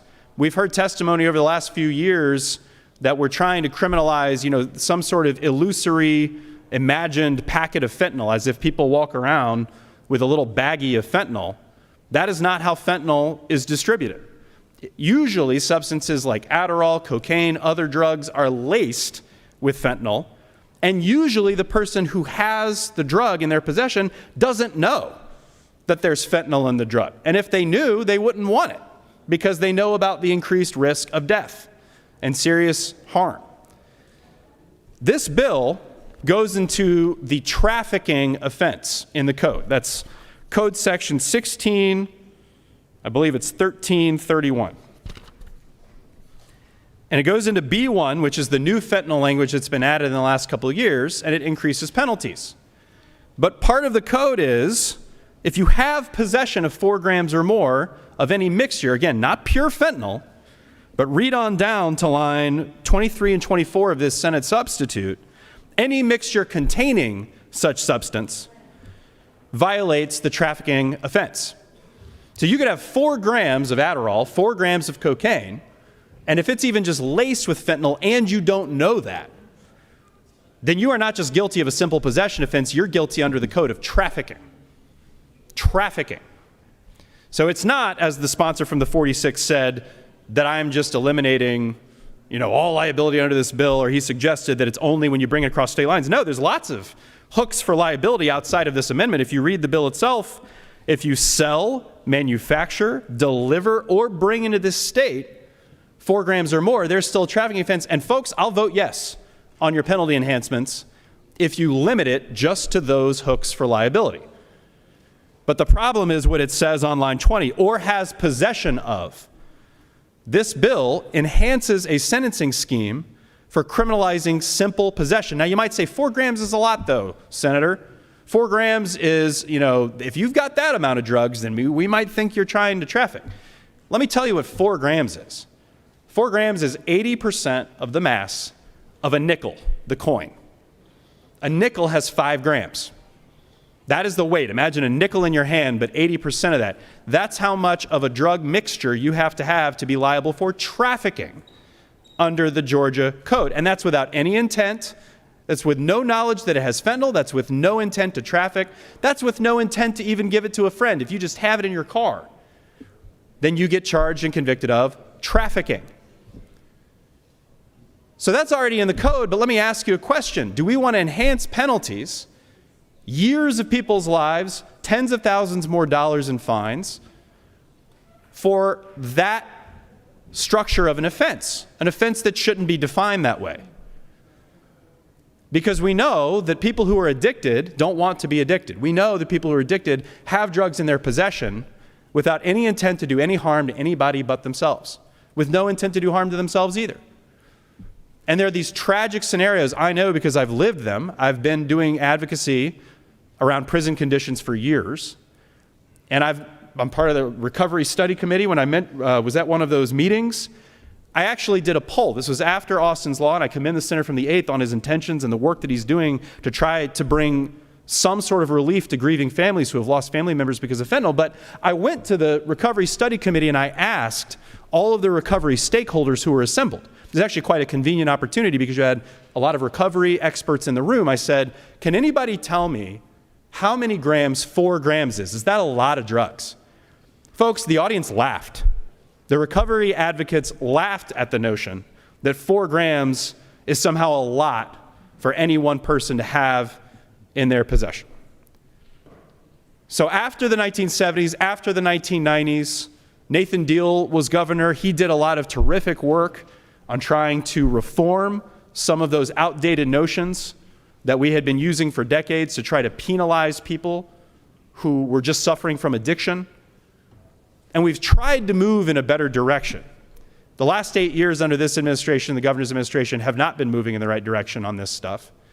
And I fear that as soon as the pendulum swings back and we get another governor who wants to move the ball in the way that Nathan Deal did in a more enlightened direction that doesn't criminalize addiction, I fear that we're just going to go along with the flow on days like today until we get leadership that provides you permission, like Nathan Deal did, to do the right thing on drug policies that have been failures for decades. So my amendment is very simple.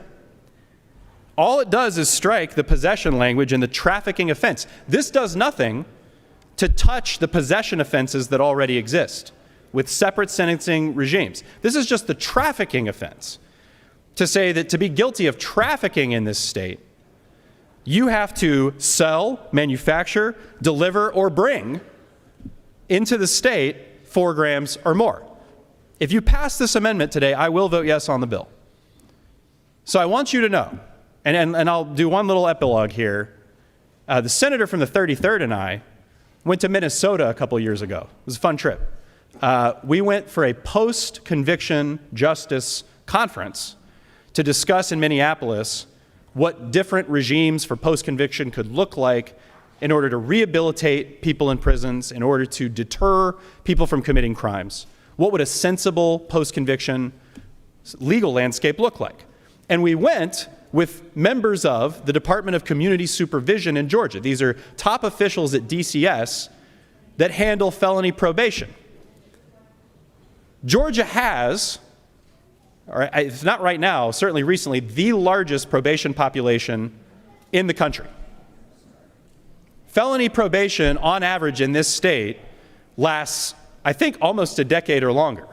And the research shows, which is why the Senator from the 42nd has led on some amazing legislation to limit felony probation.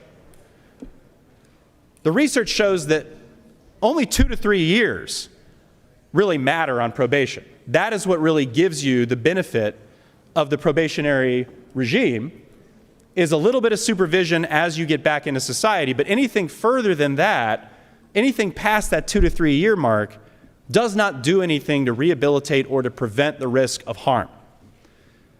So these 5 years, 10 years that we're adding for simple possession, there's no evidence whatsoever after decades of research that that does anything to deter people from distributing drugs, anything to deter people with addiction from using drugs. And it certainly doesn't do anything to rehabilitate people who suffer from the disease of addiction once they're inside prison walls. So I'm asking you today to vote yes on Amendment 1, even though the senator from Athens and Brad Vaughn are opposed to that amendment. Brad, the name on everyone's mind, the reason that this amendment can't move. So I know where your politics are. But I'm asking you to reflect on this. And as you move forward, as you make laws after 2026, whether I'm here or not in the future, please, please, please, do not be ignorant of history and do not be doomed to repeat it. The war on drugs failed. The code language that criminalizes simple possession is anti-mental health. It's anti the rights of people who suffer from the addiction, the disease of addiction. And this language has no place in our code. So again, when you make your ads for September, October, and tell everybody that, I'm setting police cars on fire, whatever it is you're going to say, just remember, there is a reasoned, thoughtful way to prevent addiction, to promote mental health, and to keep fentanyl off our streets. And this is not it in its current form. So I urge your favorable consideration on Amendment 1, and if Amendment 1 fails, I urge that you vote no for harmful war on drugs policy. And I'll yield for any questions. You do have a few questions, Senator. Recognize Senator from the 13th. Senator, do you? I do. Senator, I find your topic compelling, and I guess I don't know enough about it to speak intelligent about it. So if you don't mind enlightening, if you possibly can. 4 grams of fentanyl would kill everybody in this building, wouldn't it not? If fentanyl were distributed in concentrated form, it would kill anybody as far as the eye could see. That never happens. When you have 4 grams of drugs on the street, it is not pure fentanyl. It's 4 grams of Adderall, or it's 4 grams of cocaine or some other substance. And as you can see, as I pointed your attention to on lines 23 and 24, the trafficking offense applies to anybody who has any mixture. And there's no minimum requirement for the amount of fentanyl. So what that means is, effectively, if you have 4 grams of any street drug, but it just happens to be laced with fentanyl, then you are guilty of a trafficking offense under this code section. Further, you? I do. If that's the case, and once again, I got to figure this out. Yeah. Why do the dealers lace their products with fentanyl? I mean, wouldn't that be killing the people that buy their products? And that has been the discussion around fentanyl now for as long as it's been around. Synthetic opioid, right? It's a painkiller. It's used in clinical settings, very carefully controlled under the supervision of clinicians. Again, I'm no drug expert, but what I understand to be the case is that fentanyl can function like an opioid in terms of pain relief or being a painkiller, and it adds to the high. And so if you don't have a lethal dose, it can make people feel higher or accentuate the high that they get from the drug somehow. And so it has more potency. But again, that potency comes with a cost, which is that a lot of people are very sensitive to it. There are stories about first responders getting a lethal dose from touching it. It's a very dangerous drug. And I hate it. I hate being in a scenario in this building where we have a real policy problem that we all agree about, that we want to solve somehow, we want to fix it. But the hammer that we have, the criminal justice system just hammering away, doesn't mean that we're going to hit the nail. And the problem here is when people are addicted, when people are at such a low point in their life where they're buying drugs that could be laced with fentanyl off the street, the idea that we're going to solve their life problems, their lack of health care, their lack of a job, their addiction, the idea that we're going to solve that by adding 5 years to a sentence for simple possession, decades of research and experience shows that that's a ludicrous concept. And so I want just as much as you all do to go to our voters and say, I went to the General Assembly and I did something about fentanyl. But the problem is it's a much bigger picture than just adding a handful of years to a sentence. We need mental health resources. We need tougher federal policy with regard to the cartels. There's so many things we need to combat the scourge of fentanyl. And I think we are really at risk in this building if we pat ourselves on the back and say we've done it, mission accomplished, and tie a bow on it just because we added to a criminal sentence in the same way that Nixon and the 1990s laws did. It's not going to do what we want it to do. You have one more question? I do. Would not, the part you're taking out, or has possession of, the part you're taking, that you're striking out, would that not be left up to a DA to make that call whether it's considered a possession charge or not? All right, y'all ready for the 100% real truth here? You ready? The DAs don't want to strike this language because they like the flexibility of being able to charge cases with drug dealers without showing intent to distribute.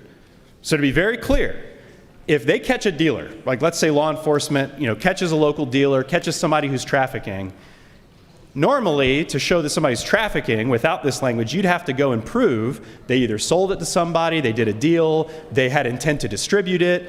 Y'all, I would do a version of this amendment that says possession with intent to distribute, and I'd vote for that bill. Because I think the harm that we're trying to get at is we don't want dealers to be poisoning our communities by spreading this stuff around. But the problem with it right now is it applies to people who are addicted. It applies to people who simply have possession with no intent to distribute whatsoever. And so I can tell you that the straight dope on this is that the dealer or the prosecutors who are taking these cases, they want an easier road to conviction, so they don't want to have to prove the element that the dealers are somehow there to try to distribute it. And so it's very easy to prove possession. You just have to prove it was in the car. So that's a shortcut to the prosecution that they want. But I think it's worth protecting people who are addicted. It's worth protecting the victims here who have chemical addictions by requiring prosecutors to just prove their case. If you want to prove somebody's a dealer, prove they're a dealer. Don't just skate by on the fact that you found 4 grams in their car. Actually show, hey, look, we had a wire on a guy who bought from you. We know that you're a dealer. We've got, plans that we collected when we did a search warrant on your house that show, where you sell and how much money you made this year. That's not that much work to do, and I think the most sensible way to construct this law is to require the DAs to prove that somebody is actually a dealer rather than just bunching everybody who has possession together and making it really easy to trump up charges on somebody who's not actually trying to distribute. Last question. Yes. How does one prove the product is laced? Is it a chemical test that's done on the product? They can't just look at it and say it's laced. You can't just look at it, which again is why, it cuts both ways, right? It's why so many people who are addicted, who are in possession of drugs, have no idea that they're in possession of fentanyl. So imagine somebody on their worst day, clinically, chemically addicted to drugs. They are not trying to purchase fentanyl. They don't want to have fentanyl or use it. But if they've got 4 grams on them, no intent to distribute it, and it happens to be laced with fentanyl, maybe they have tested it, maybe they haven't, they're going to be guilty of trafficking under Georgia law, which that word trafficking just intuitively doesn't even apply to a situation like that. So I think if we're going to increase penalties, if we're going to use the existing regime to try to ratchet up the war on drugs, then we should be making our code smarter, more compassionate, and more effective in addressing the problems that we actually say that we want to address. Thank you, Senator. Thank you, Senator. Yeah. Any more questions? Recognize Senator from the 30th. Does Senator yield? I do. As a former law enforcement officer, I appreciate your arguments. So I'm going to kind of go to what you were talking about. Let's say it's laced. Can you tell me how much fentanyl it takes to be a lethal dose? A very small amount, and I'll acknowledge, it could be laced with the tiniest bit of fentanyl and it could be deadly. And that creates a huge policy problem because it means that people who are addicted are dying in record numbers. I mean, we all know the stories nationally from the last few years. Fentanyl is one of the deadliest public safety threats that we've ever experienced in the United States. So the answer on that would be 2 milligrams. So if we're talking about 4 grams, I know you're talking about possibly lace. 4 grams is a small amount considering 28 grams is an ounce. Even if it's lace, we're talking about someone in possession of something that could kill tens or hundreds of people.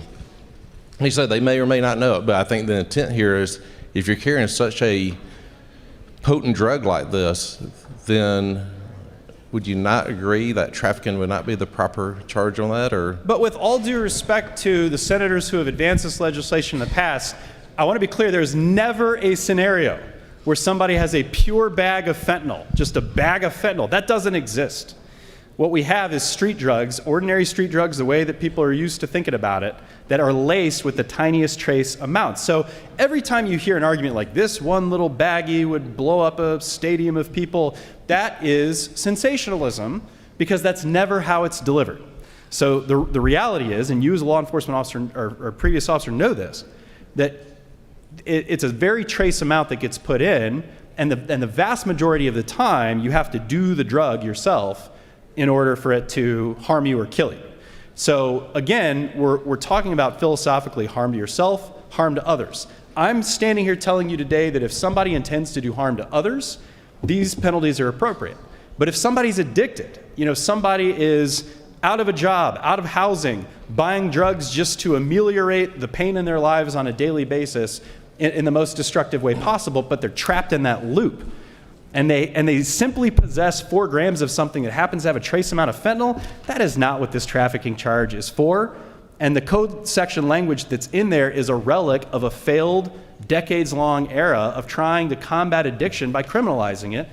And so this amendment is very surgical. This amendment just says taking simple possession out of this bill will make it a true trafficking offense as opposed to also criminalizing possession and addiction.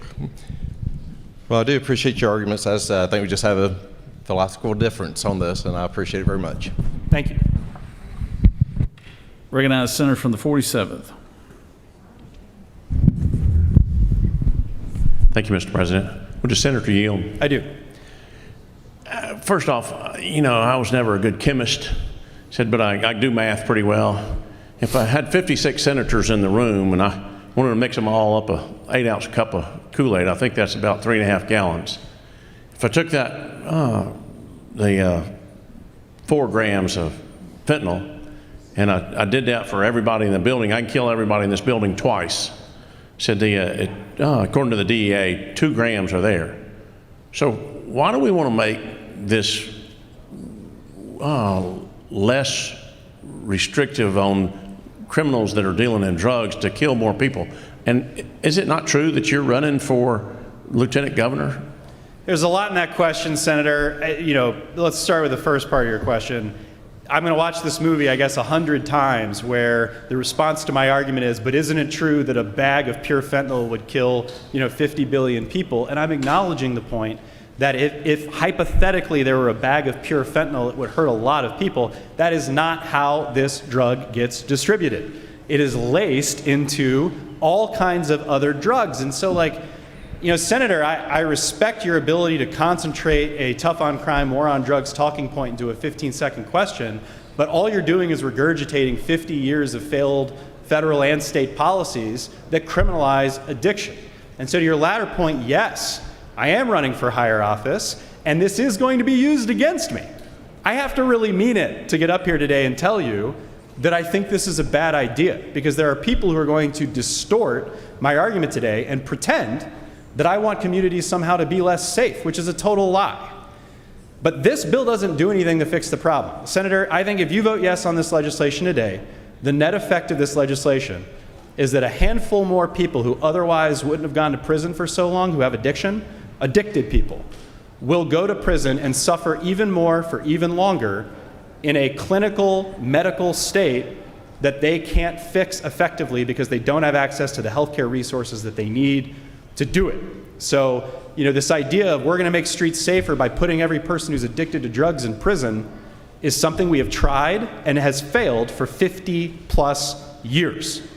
So let's break our addiction as a legislative body to the political talking points that are so easy. I mean, it's the lowest hanging fruit you could imagine, to be tough on crime and tough on drugs. Those are just words. But the reality is, when you go to Minnesota with me and the senator from the 33rd and we do post-conviction justice at a conference, it's not just Democrats or Republicans, it's everybody. It's administrative professionals. And we realize that throwing people in prison for decades and putting them on probation for decades isn't doing anything to make us safer. It's just giving us political talking points so we can all say we're tough on crime. That's a hard realization to swallow for a lot of people in this building. But it's a necessary realization because, again, if we are ignorant of the drug war history, the failed policies, we are doomed to repeat it. And before we uncritically enhance these penalties today for something that shouldn't be trafficking, we should reflect and we should chart a new course, Senator. One final question. Please. Can you name one more drug that's more potent or more lethal than fentanyl? Any type of chemical that's more lethal than fentanyl? Senator, you're asking redundant questions with respect because a minute ago I said that this is one of the most dangerous public safety threats that has ever existed in the United States of America. So what I encourage you to do, if you're going to participate in caucus mailers or caucus messaging, make these arguments because they are the best arguments you have. But I think they're arguments that are belied by 50 years of research and experience. Thank you, Senator. Thank you. Recognize the senator from 35th. Thank you. Senator, do you yield? I do. Well, thank you for the presentation. Just for my own understanding, isn't it true that your amendment removes the 4 words or has possession of? Correct. Do you yield for another question? I do. Is it also true that your amendment would focus this bill on those who sell, manufacture, and deliver 4 grams or more of fentanyl? Absolutely. If this amendment passes, you will get a yes from the 14th District today because it would focus the enhanced penalties on the people who are causing harm to others, not just themselves. Does the senator further yield? Correct, I do. Is it my understanding is that correct that this amendment will kind of de-emphasize simple possession and focus the attention on those who sell, manufacture, and deliver? Absolutely. My understanding of the intent of these enhanced penalties is to stop the scourge of fentanyl in Georgia and the United States. The way to do that is to focus on the people who are selling, manufacturing, distributing, bringing it into the state, who are actively moving it and harming other people. If this trafficking offense were tailored to the harm it's actually intended to solve, I would vote yes for the enhancements. Because it's not so tailored, because it does further criminalize addiction and simple possession, I will be against the bill if it contains that provision. Thank you. Does the senator yield? I do. Is it your opinion that we need a separate bill that may be able to address the nuances of possession? I think this is a good first start. This is a way of putting into the code section a value judgment that we do not want to criminalize simple possession as trafficking. We have possession offenses already. This bill does not affect those. They are currently in effect. DAs can use them anywhere and everywhere. But this is to make sure that when we penalize trafficking, that we don't make the mistake of repeating the war on drugs failed policies of criminalizing simple possession and addiction. And one final question. Sure.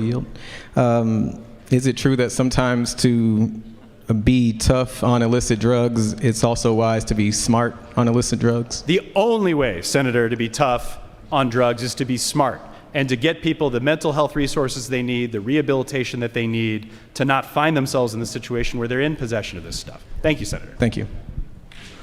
Recognize the senator from the 8th. Thank you, Mr. President. Does the senator yield? To my good friend, I do. I've just got one question that I think is just for the benefit of the discussion that we're having.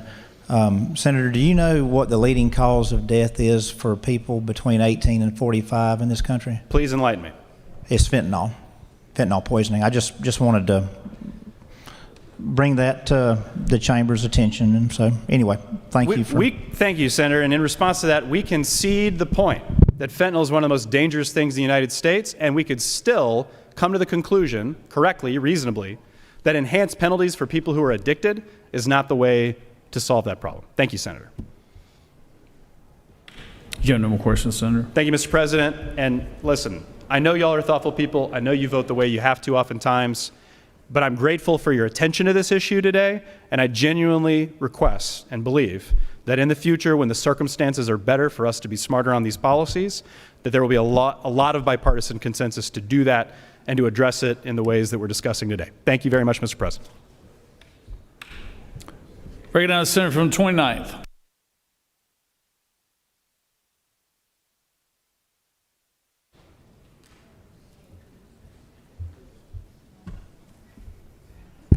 Thank you, Mr. President.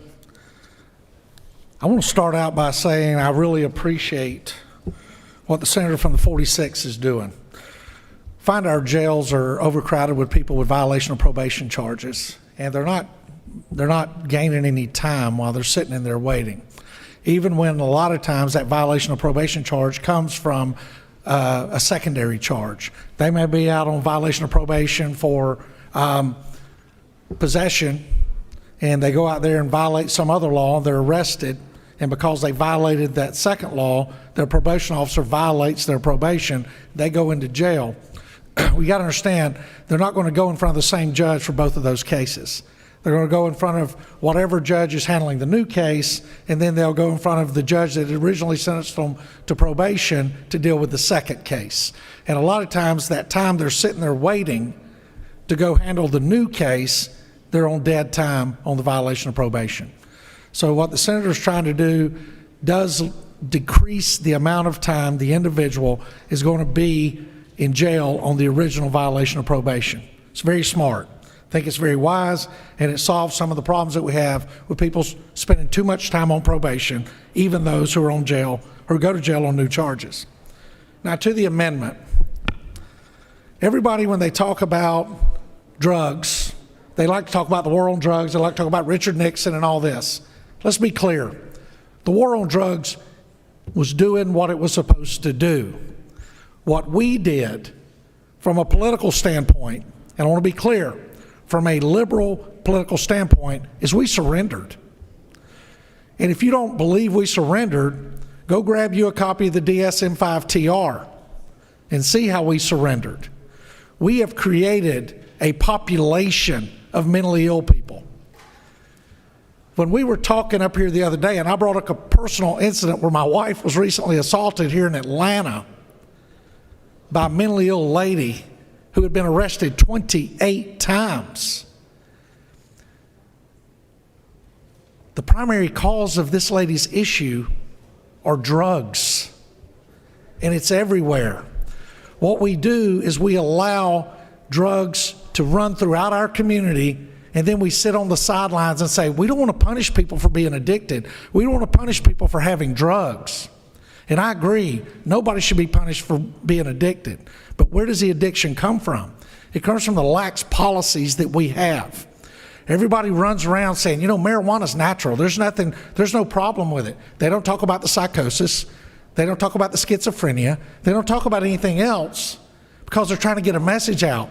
And if they don't think they're getting their message out, they love to use the phrase mass incarceration, because that really, makes you feel like it's your fault.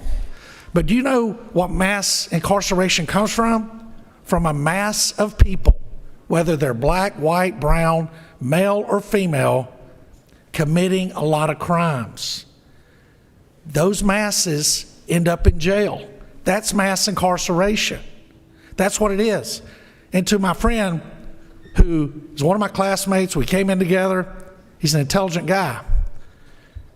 There's no such thing as simple possession.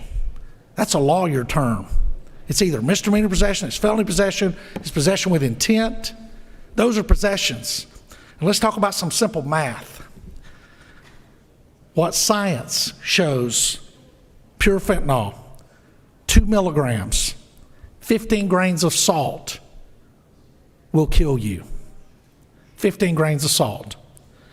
4 grams is 4,000 milligrams. It's a teaspoon of salt, a teaspoon of sugar, if you will, trying to match grain to grain. So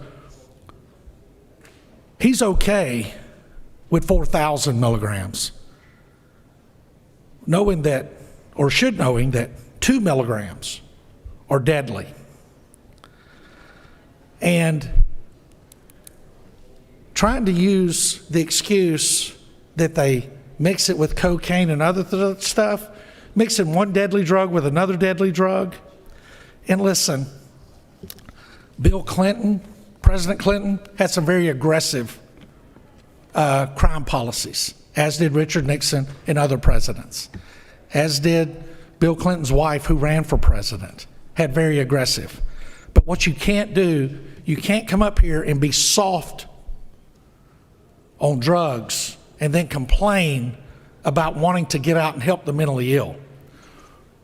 If you open up the New Testament, there's a cool word right at the beginning called begat, because one begats the other in a mass. And those that it doesn't begat, it magnifies and intensifies. So why our jails are overcrowded with the mentally ill, if you look in there, you'll see what a lot of it is caused by.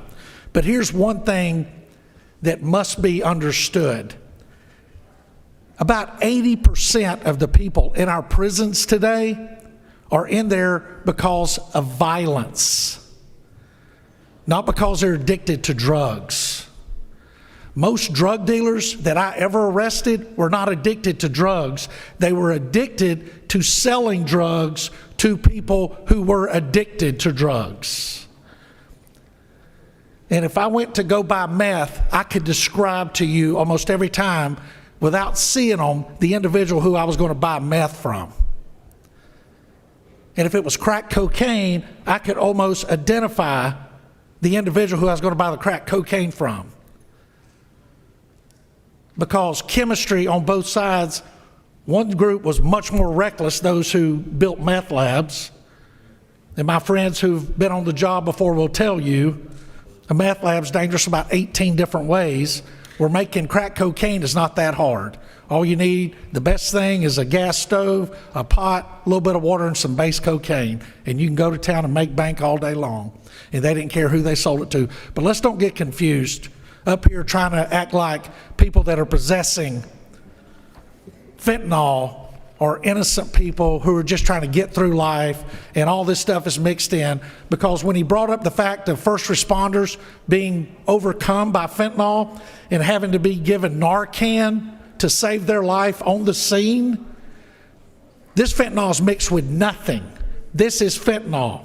They don't mix fentanyl in Mexico and bring it over here. They bring fentanyl over here. So understand that. Because it's easy to stand up here and talk about it. It's easy to make a trip to Minnesota. I've made trips to Colorado. I've made trips to Washington State. I spent a week in Seattle walking amongst heroin addicts and opioid addicts. I've been to Minnesota, St. Paul, and looked at everything there. And let me tell you, there's no excuse for possessing drugs. And do not ever use the fact that people have mental illness as an excuse to be soft on drugs, because that's exactly what the other side wants us to do. And we're in the problem today because we didn't lose the war on drugs. We surrendered. So when you see these addicts out here and you want to talk about war on drug, that victim's on you. It's not on the people that stood with me. I would ask you to vote down the amendment and vote for the underlying legislation. And Mr. President, I'll yield unless there's any questions. Thank you, Mr. President. We have some later arriving amendments here, so let the Secretary read those amendments.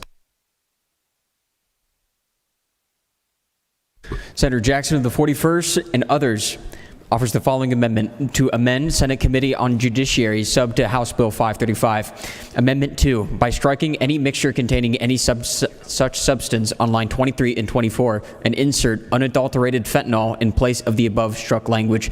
Mr. President, that completes the order.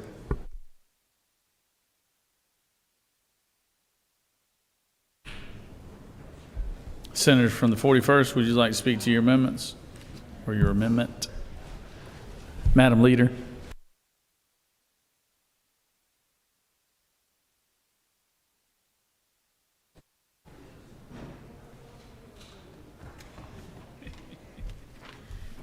Thank you, Mr. President. I rise today as the proud minority whip to speak in favor of this amendment. The conversation that we've had today has really been about trying to criminalize, as we should, possession of lethal doses of fentanyl. That's really what we're trying to get at. We want to make sure that if someone has enough fentanyl on them to kill multiple people, then we will prosecute them for trafficking. That's the heart of the bill. That's the heart of what we're trying to do. And so my amendment seeks to do that by striking the language of mixture and saying that it has to be the metaphorical baggie that we've been talking about. It cannot be a mixture of all these other substances. It needs to be actual unadulterated fentanyl. That gets at the heart of what we're discussing.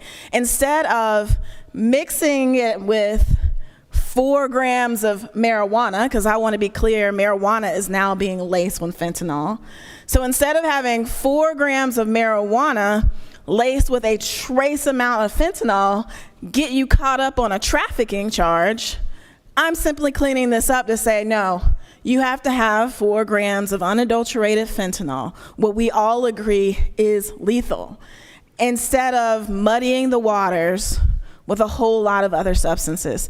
So I hope that the majority party will take this amendment seriously and truly consider it, because if we really are trying to get at actual traffickers, this does that by eliminating all the mixtures and going for the people who have the fentanyl that they are using to then muddy other substances. There is someone out there, there is a dealer. There are manufacturers out there who possess 4 grams of fentanyl, and then they take it and they spread it out amongst all of their other products. There is someone out there who has that, and those are the people I suggest that we need to get, the people who have all of the fentanyl, who are ultimately killing our brothers and sisters, our neighbors, and our friends. And so that's what this amendment does, and I urge your favorable consideration. I will stand for questions. You have no questions, Senator. Well, wait a minute. Senator from 35th. Thank you. Do you yield? Yes, I'll yield. I really appreciate this amendment. Is it your opinion that with adopting this amendment, we may need to make an adjustment to the 4 grams and maybe go down to 1 or 2 grams? Senator, I am open to those types of things, but fundamentally, I want to make sure we are all on the same page, that we are talking about actual fentanyl.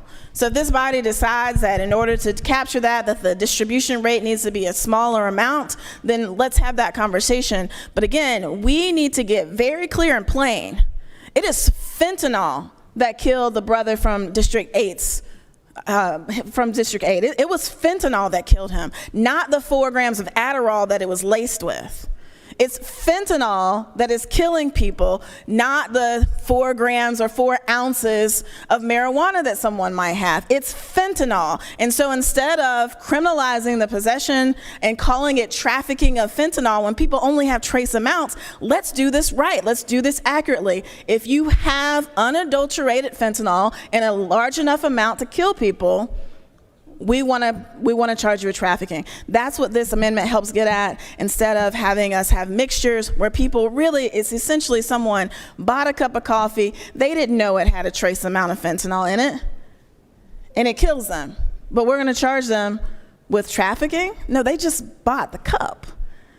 We need to go after the people who put that fentanyl in there, the people who actually have the baggie with the 4 grams in it, the people who have who are the actual distributors, the actual traffickers of fentanyl. That's who we need to be targeting at this, and this amendment is very precise in doing that.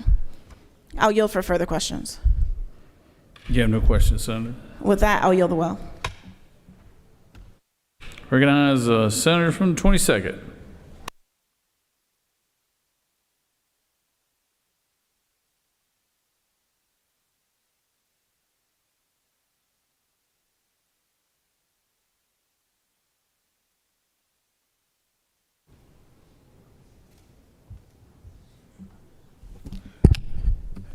Thank you. In looking at this bill, it seems like people have a lot of questions about it. So I want to clear up a couple of things, and I support both amendments, of course. Number one, the issue of possession, just the issue of possession itself. The possession actually means that you're possessing for your personal use, because there's ways actually to make a determination of a person actually for distributing or with intent to distribute. You do the same thing even for like marijuana. You can have less than an ounce of marijuana in Georgia, but you could actually be charged with possession with intent. Because what happens is the prosecutor looks at the different things that you may have. They may look at how it's bagged. They may look at whether you have a gun on you. They may look at, do you have a lot of money on you? There's a lot of different factors that they can look at to make a determination whether you possess for personal use or whether you possess with intent to distribute or for trafficking. That is something that they will make that decision on. So what we're saying here, though, is there is such a thing as called simple possession. It exists. What then has happened is the prosecutors made a determination, because if they find that you have a gun, if they find that you have a bunch of money on you, if they find that it's bagged different ways, if they find other indicia, they'll make a decision that you actually are trying to distribute it. But if they don't find that, it's their obligation to say that you only have it for possession. And that's all you have it for, is possession. And a person who only has it for possession, we are now criminalizing that and making them actually into traffickers. And this is something that we've actually done before. And this is a very important conversation, and definitely glad that the Senator from the 14th decided to draft this amendment, because it's a conversation that can get out of control, and it has before. On the federal level, when we talked about crack and regular cocaine, the same type of situation took place. And all of a sudden, it took a life of its own, and we started penalizing people for having possession, and we destroyed communities by doing that, only by possession. That's not my opinion about it. What happened was, in 1984, Congress developed what's called the United States Sentencing Commission. It is in charge of saying what sentences should be for all offenses, federal offenses. In 1995, Congress said, hey, tell us what you think the sentencing should be between crack and regular cocaine. The Sentencing Commission, who Congress follows for every other type of offense, said you're doing it wrong. This idea that you should punish one greater than the other is incorrect. And they suggested it should be a one-to-one type penalty, the same penalty. That came from the Sentencing Commission, not flaming liberals, not liberals from Minnesota, but with the United States Sentencing Commission that recommends sentencing for all sorts of different federal crimes. They would revisit this again basically in 1997, and they basically made the same recommendation, and Congress once again ignored it. It's the only time that Congress ever actually ignored a sentencing recommendation from the United States Sentencing Commission. And one of the things that happened with that was possession by itself of crack cocaine would allow you to have minimum of 5 years incarceration. Regular cocaine, you actually could possess, and you had up to 1 year, it was a misdemeanor. That's what it was. And the U.S. Sentencing Commission said, that doesn't make any sense. They're both cocaine. And we heard all the same kind of stories that we almost hear today. And the United States Sentencing Commission said, you guys need to stop this. It's not right. And it wouldn't be to 2013 that actually changed. And even today, it still is not one for one. And what has happened in that 18-year period, think about all the lives that are lost. Because I think we're being a little bit exaggeratory when we say that these people are on the street. They're not necessarily on the street. They may possess and have a job. They may possess and actually own a home. They may possess and have an apartment. They may actually possess, but they have issues in their life, addiction problems, but they're still in society. 18 years, Congress kept having these differential sentencings that the Sentencing Commission said, cut it out. And what happened? All of those people lost jobs. They were in jail. All those people lost income. All those people lost ability to take care of their family. 18 years that continued, even though a person said, stop. And today we have the opportunity to say, stop. That's the key. That's what's on our backs today. And some of the horror stories that are told, and I don't make light of them, but I also think we ought to realize that at the same time, alcohol kills 178,000 people a year. And not one person is talking about prosecuting people for alcohol. Over 410,000 nationwide. Tobacco is over 1 million nationwide. Over 410,000 a year in the United States alone, tobacco-related deaths. Nobody's suggesting to prosecute somebody for possession only. So when we talk about the leading cause of this, much more people are dying for alcohol-related diseases or tobacco-related diseases than this. But it's not a game of what kills people more. But the fact of the matter is, don't get caught up in that unless you're going to be consistent. If that's your metric, then you have to be consistent and say that you're willing to pass a bill to outlaw alcohol. If that's your metric, if that's your only metric. And the thing that always goes back to, well, this person, if they're robbing somebody, they're not robbing anybody. That's why they're charged with possession. If the DA believes they're robbing people and they're actually we have crimes for that. Well, what happens if they knock the old lady up down the head? There's a crime for that. This crime is for possession. That's what you're dealing with today. And you can come up with all the different scenarios. Those scenarios will be covered.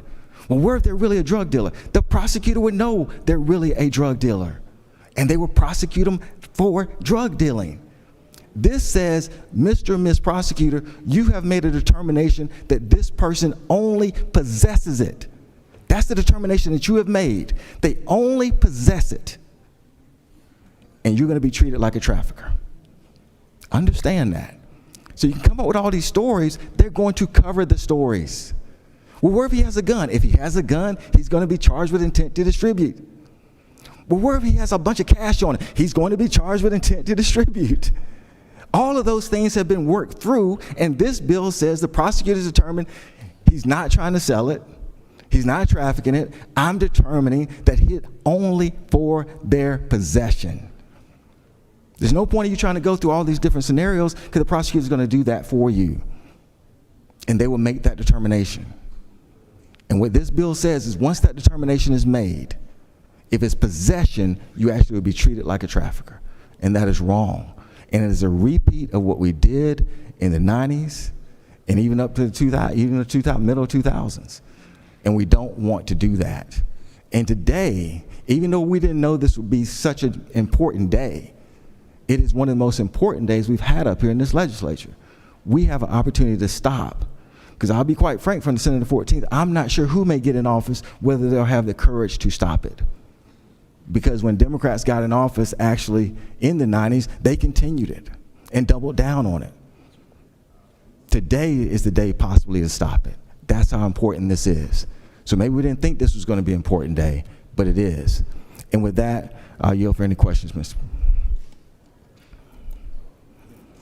I have one question, actually, Senator. Recognize Senator from 36. Thank you, Mr. President. Does the Senator you? Yes.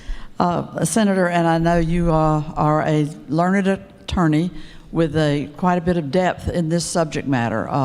For those who might not realize that, I just want to flag that. Isn't that true? Yes. And if you could explain how the way this language is written, it's sweeping up a person who is simply possessing for personal use. That's correct. And that, can you point that out on lines 23, 24, and 25? That when you insert that language, 4 grams or more of any mixture containing any such substance. Right. So it's not even the pure fentanyl that everyone's talking about. It's also the mixture, which we've been discussing. So it's mixed with other items too. So, and that's really what's normally going to happen, because of the fact that a person may be buying Adderall or other things on the street.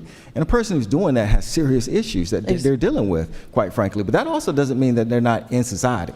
That doesn't mean they're not effectively in society. They may have a job. You know, they're going to have kids. They may have a family. But at the same time, they can't get it normally. They don't want to go to the doctor for whatever reason, and they're saying, well, maybe I can get it from somebody over here. And so I don't necessarily even want to get caught up in necessarily the stereotype that a person is just destitute and they're just down on their luck. A person may need help, and they go get whatever other drug they're looking for help from, and then what happens is it's laced with fentanyl, find out he's got, the 4 grams or more, and say, now you're a trafficker. And this person's just trying to deal with day-to-day life. That's what's happening with them. Follow-up question, if you'll yield. Isn't it true that what a user needs, such as you've described, and again, could be holding a job, owning a home, et cetera. Absolutely, 100%. Isn't it true the impact of this legislation, as it's written, will be to sweep up people that are have an addiction issue. That's They're not 100% dealing correct. anything to anybody. They're not selling stuff. They have an addiction issue, and they obtained a street drug that, unknown to them, contains some trace of fentanyl. This language, as has been presented by the gentleman from Athens, would be filling up our prisons, grabbing people, tearing up lives with people that have issues that need treatment as opposed to incarceration. Isn't that true? Because they'll be treated as a trafficker. That's correct. And the fact of the matter is the DA's hands really be tied, because they'll say that's what the legislature wanted us to do, that even if it is just possession, and that's all it is. I'm telling you, you work through this as a prosecutor, and you look at all the surrounding facts and circumstances. And if they got the gun, they got the shotgun, if they're ready to murder somebody, they'll understand he's a trafficker.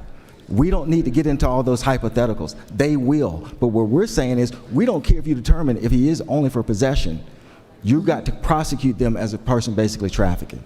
And that just doesn't make any sense. And it may just be a few people, maybe hundreds of people. But the fact of the matter is, some people just have it for their possession. There's no doubt about that.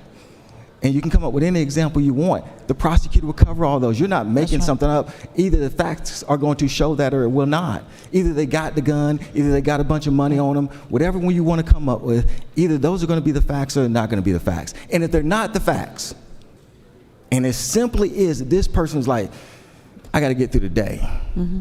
And I know such and such has something and I would like to buy something off of them. If those are the facts, and you look at all the surrounding circumstances, you're like, there ain't no gun, this guy, he works, he just wanted to get through the day, get through the week. He or she has to be prosecuted as a trafficker. And isn't it true? We shouldn't be a part of that. And isn't it true that with this language, as it's presented to us before us today for a vote, if it passes, it sweeps up a whole, it threatens, but because the prosecutor won't have to look at any of those other things that indicate dealing and selling and trafficking. Right. That's exactly right. There won't be any point to look at the other aspect of it, because they're just simple possession. Now they get this penalty. That's right. Well, thank you for taking my questions. Thanks for your expertise. With that, I yield the well, Mr. President.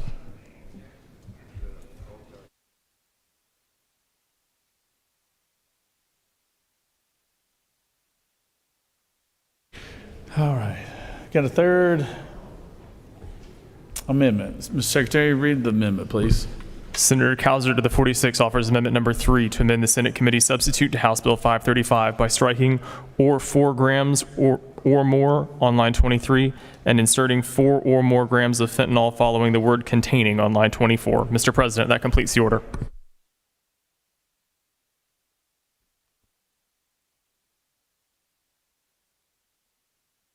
Senator, would you like to speak to your amendment, or do you want to go ahead? All right, then.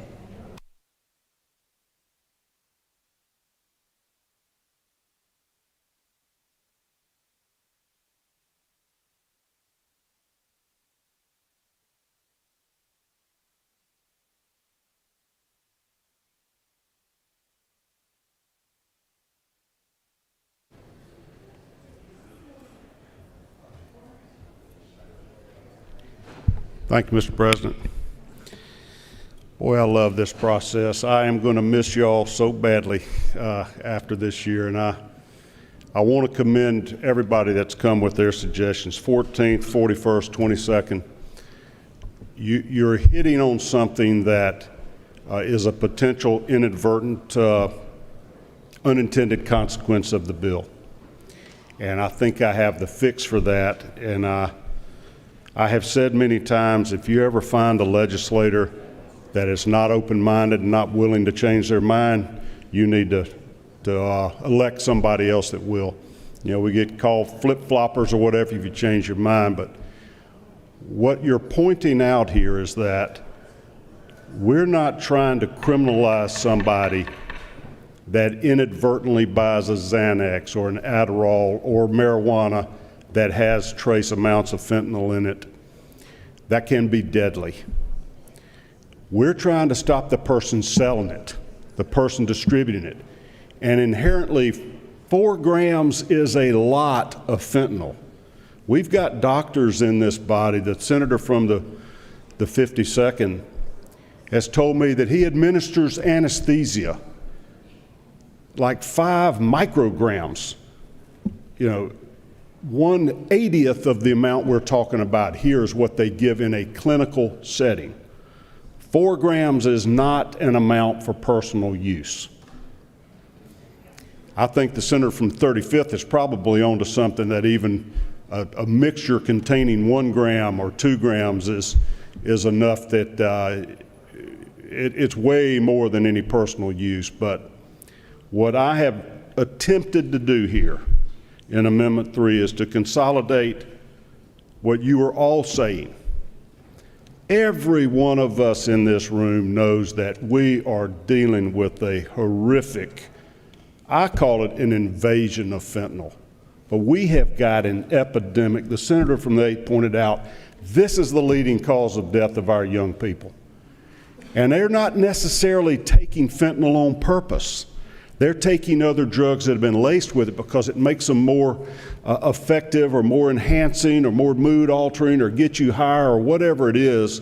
It makes people want to buy it more, maybe without even knowing that they're taking a poison that can kill them like that if they get too much. I do not agree with the First Amendment because it takes out possession and it says you have to be transporting or selling. I say if you possess 4 grams or more, there is no good reason to do that other than to sell it or to share it or to give it to others, and that's what we're trying to stop. So I am still strongly opposed to Amendment 1. I think Amendment 2 is attempting to get at what I believe is more effectively done with Amendment 3. If we walk through me with this, go to page 2, line 23, and towards the end is where we talk about or any mixture or any amount of a mixture containing, fentanyl, basically. I believe if you take out the words after or all the way down to of on line 23, and it would then read, or of any mixture containing, and after containing put 4 grams or more of fentanyl, any such substance is a violation. I think you get there.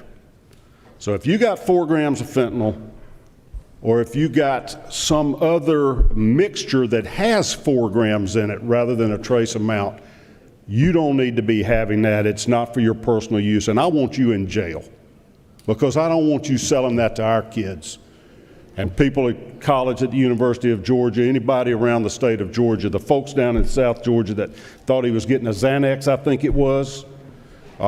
If you got this kind of content, you got no good motives, and we got to put an end to this. Help me do it. I welcome your constructive suggestions of how to perfect this bill. I think we get there with this amendment. I'd like to see that board light up, unanimous. Let's pass Amendment 3 and let's pass the bill and let's do our part to put an end to this plague that our society is faced with. Mr. President, I will yield the well, but I'm happy to answer a question if there's one needed. You do have a couple questions. All Bring right. out Senator from the 14th. Thank you, Mr. President. Senator, yield. I'll yield to you. Senator, is it not true that, first of all, I'm very grateful for your openness to this amendment? It is not true that I will be supporting your amendment and I will be withdrawing Amendment 1 by virtue of the fact that I think this is an acceptable compromise and I will be voting for the bill. Is that not true, sir? That is true, and it's fantastic news, and I appreciate your support and your flexibility. Thank you very much, Senator. We're going to the same location. Recognize Senator from the 41st. Thank you, Mr. President. Does the senator yield? I do. Are we friends again? Senator, isn't it true we have enjoyed 6 years of working in a bipartisan fashion on any myriad of things, and it's been an honor and privilege to work with you, isn't it true? Oh, wow. Anybody in here could say that. That is true, but I will say you're a very quick study, and there's a reason you're the whip in such a short period of time. Thank you for your contributions to this and Thank your you, Senator. friendship and support. I appreciate this. Thank you. Thank you. Before we start singing Kumbaya, I'm going to get down so we can vote on here. Please vote for this. I don't know what's going on that back row there, Bill, but y'all. Bipartisan love. We're doing it for the people of Georgia. Yeah, y'all got some love potion going on back there, I tell you. Something else. Never seen anything like that. All right.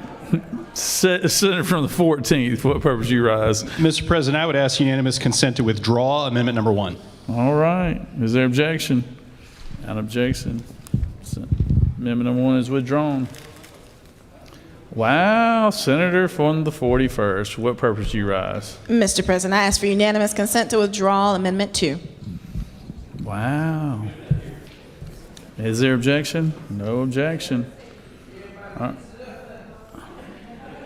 Tell you what, Senator from the 26th. I mean, this feels like making Georgia all over again, doesn't it? Mm-hmm.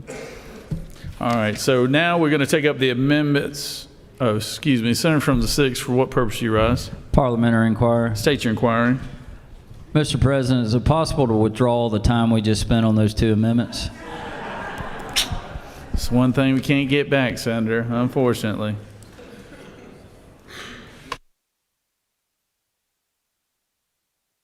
All right, the question is on the adoption of Amendment Number 3, authored by the Senator from the 46th. Is there objection? That objection, Amendment 3 is adopted. The question is on the adoption of the committee substitute as amended. Is there objection to the adoption of the committee substitute as amended? Hearing none, the committee substitute as amended is adopted. Is there objection to agreeing to the Board Committee which is favorable to the passage of the bill? Chair hears none. The Board Committee is agreed to. Is there objection to the main question being ordered? Chair hears none. The main question is ordered. But this is a perfect example, before I call the vote, of if you'll just listen a little bit and be willing to hear the other side's opinion, whether that other side is in your party or not, doesn't matter. But if you'll just listen and talk through things, some of these things can get worked out without having to posture so much. So I do appreciate each one of the senators illustrating that today. It used to be something that was very common around this chamber. This become uncommon, but it still does happen from time to time. So all those in favor of the bill will vote yea. All opposed, nay. Secretary Allen will unlock the machine.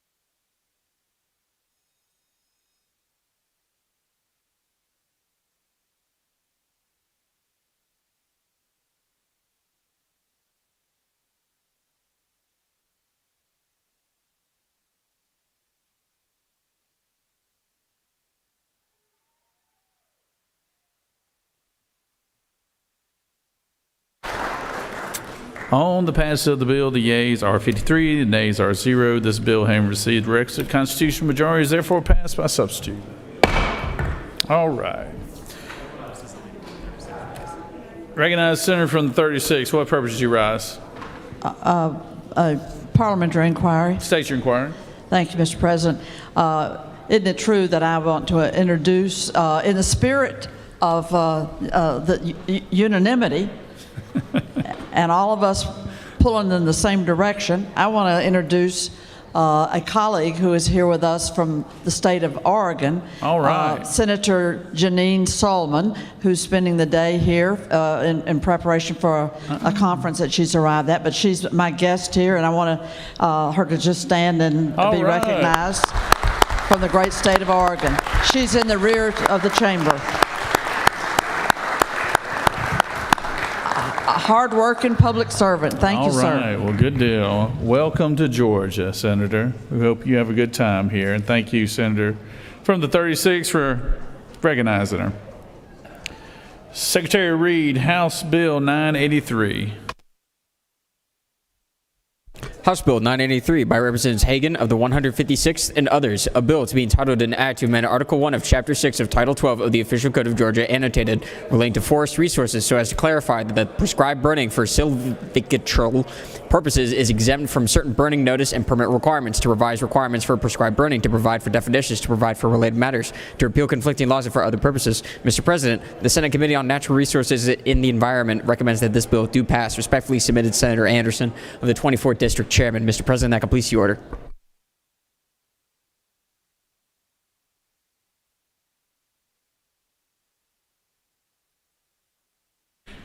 Is this Clinch County's finest right here?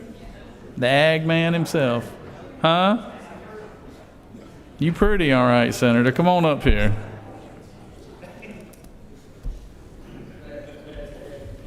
All right, I'm going to make this quick, Mr. President. This is an agency bill from the Georgia Forestry Commission.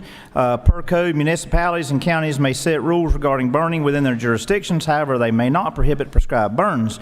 In order to eliminate confusion for local governments and landowners about what a prescribed burn is, this legislation was requested. It more clearly defines what constitutes a prescribed burn. This bill also defines silviculture and clarifies that prescribed burning is an important part of managing and carrying our forests. This bill passed unanimously out of the House, passed unanimously out of the Senate Natural Resources Committee.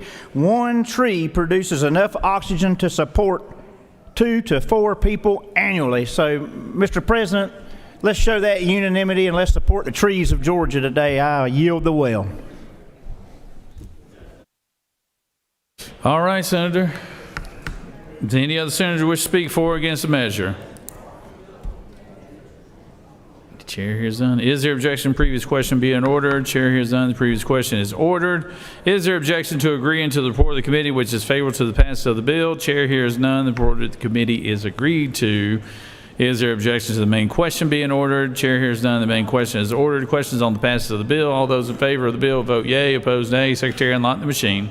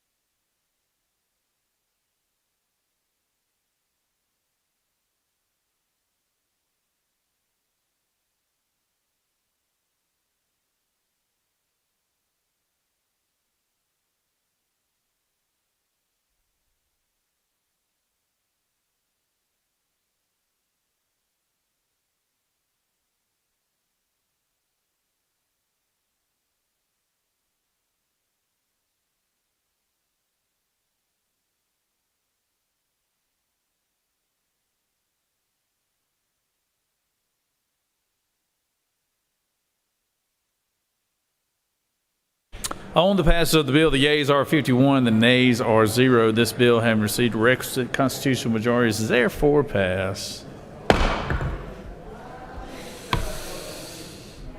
Secretary Reed, House Bill 1000. House Bill 1000 by Representatives Gamble of the 15th and others, a bill to be entitled an act to amend Chapter 7 of Title 48 of the Official Code of Georgia annotated relating to income taxes so as to provide for a one-time tax credit for individual taxpayers who filed income tax returns for the 2024 and 2025 taxable years, to provide for a definition, to provide for related matters, to provide for an effective date, to repeal conflicting laws and for other purposes. Mr. President, the Senate Committee on Finance recommends that this bill do pass. Respectfully submitted, Senator Huffstetler, the 52nd District Chairman. Mr. President, that completes the order. Let me recognize the longest serving floor leader in the history of the Senate right here. Come on up here. Huh?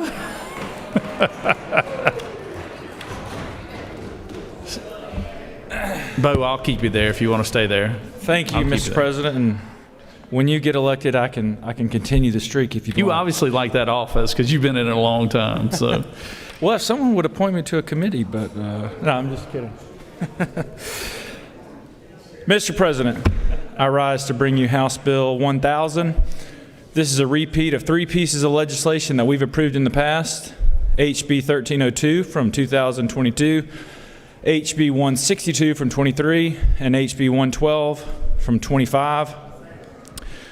This benefits Georgians by giving back $250 for individual filers, $375 for heads of household, and $500 for those married and filing jointly. This is a good tax refund, giving Georgians back their money, and I'm happy to answer any questions. no questions, Senator. Thank you, Mr. President. I yield the will. Is there any other senator wish to speak for or against the measure? Chair hears none. Is there objection to the previous question being ordered? Chair hears none. The previous question is ordered. Is there objection to agreeing to the committee, the report of the committee, that is favorable to the passage of the bill? The report of the committee is agreed to. Is there objection to the main question being ordered?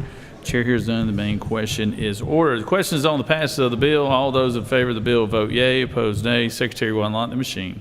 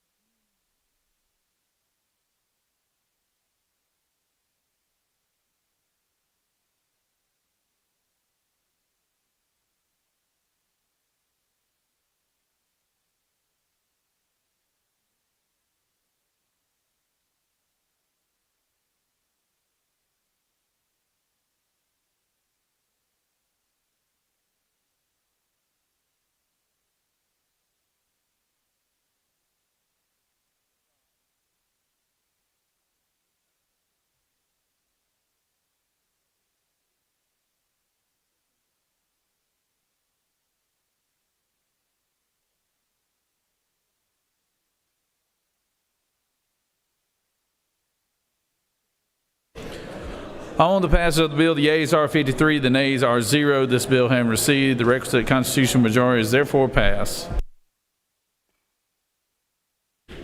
I need everybody pay real close attention to this next bill because it's a senator from the 18th. This is his first one. And it looks already pretty self-serving here, so y'all get ready for it. Secretary, read the count. House Bill 1196 by Representative Smith of the 18th and others, a bill to be entitled an act to amend Code Section 16-7-21.2 of the Official Code of Georgia annotated relating to criminal trespass involving a wild animal so as to provide for the offense of criminal trespass involving a wild animal, to provide for definitions, to provide for penalties, to provide for related matters, to repeal conflicting laws, and for other purposes. Mr. President, the Senate Committee on Judiciary recommends that this bill do pass. Respectfully submitted, Senator Strickland of the 42nd District Chairman. Senator Summers of the 13th and others offers the following amendment to House Bill 1196. Amendment 1. On line 20, add and trial lawyers after wild animals. Mr. President, Senator McNeil and Strickland offer minute 2. Mr. President, Senators McNeil of the 18th and others offers the following amendment to House Bill 1196, Amendment 2, by adding the word not between stray and include on line 25, and by adding a new line 9, that says, this act shall be known as the Stephen McNeil Act, and renumbering any subsequent lines accordingly. Mr. President, that completes the order. All right. Senator from Macon, Georgia.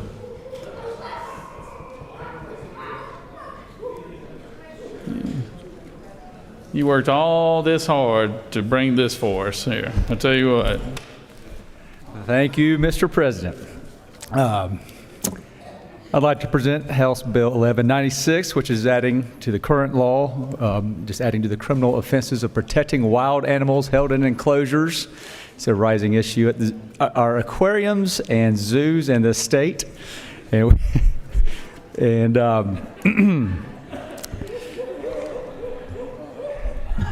thank you.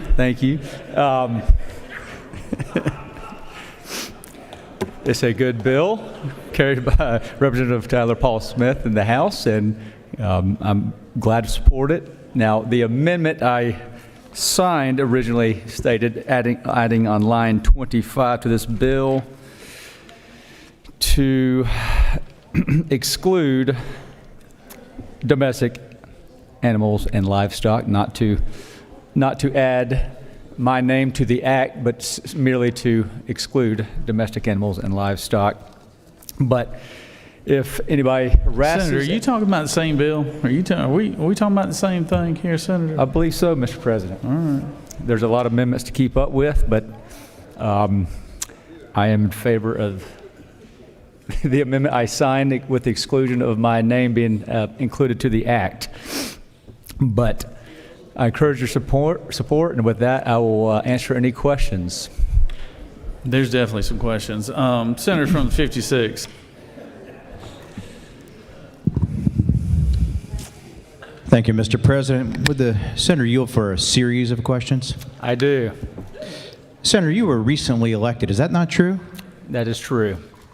Senator, isn't it true that most of us in this room have reviewed your campaign website? And you talk about things like faith and family and freedom and, farmers and Second Amendment. Can you tell me how this bill applies to those campaign promises you made? Absolutely. All creatures, great and small, I believe we should care for them all. And this is part of the, when we take them into our custody, I believe we have a duty to care for our animals. Thank you, Senator. Would you further yield? I do. Senator, let's talk about enforcement for this act. Now, if some type of object was thrown into a cage, will the animals be held to testify? Will they be trained to do so? Don't wait on translation, Senator. Tell us now. Well, objective evidence of the injury would be enough to testify for a prosecuting attorney, but let's hope there's witnesses as well, or a video camera. All right, Senator. My neighbor next door has chickens. If someone were to throw something in that chicken coop, would we be guilty of this crime? No, sir, you will not, Senator. This would not be for a public visitation, conservation, education, or science use. All right, Senator, last question. We used to have a member of this body who used to always remind people of a very important clause called moral turpitude. Now, are you familiar with moral turpitude? I am. Is there a reason why you wouldn't have that in this bill, Senator? Why I would not have that in this bill? Correct. Well, maybe you could tell us how it would apply. As applied to animals, I'm not sure how it would involve crimes of theft or lying or cheating or stealing, but these are crimes of let's just say, ill design and just pure hatred towards another living creature. All right, Senator, good job. Recognize the senator from the 42nd. The Senator yield for a series of questions. I will. Senator, you're an attorney as well, aren't you? The senator knows what she speaks. Do you agree that as a lawyer, when we write certain laws, especially criminal laws like this one, we're creating new offenses, that it's important that the public understands and has knowledge of the new offenses that we're creating, correct? That is correct. So just for the sake of the tens of thousands watching at home right now, if you could, I saw on my desk you gave an illustration about a Komodo dragon and how that applies to your bill. So I wonder if you could just show us right now from the well, if you could imitate a Komodo dragon that is sitting there by itself in a cage right now presenting this bill.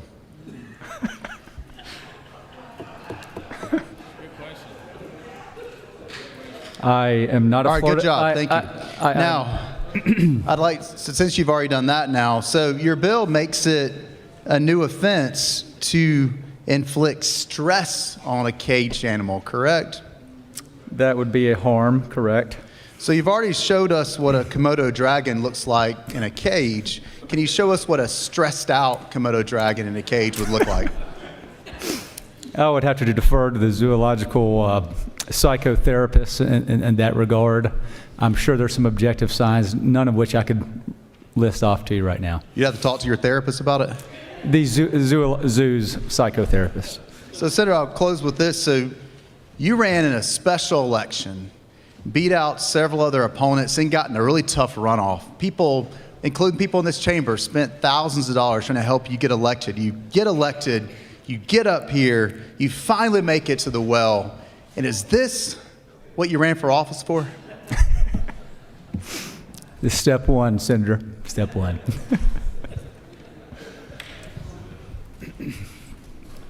Recognize Senator from the 6th. Thank you, Mr. President. This is Senator Yield for a series of questions. I do. Senator, I was looking at your little handout you gave about the Komodo dragon. By the way, does the Komodo dragon have a name? That I don't know. Could you come up with a name real quick for it?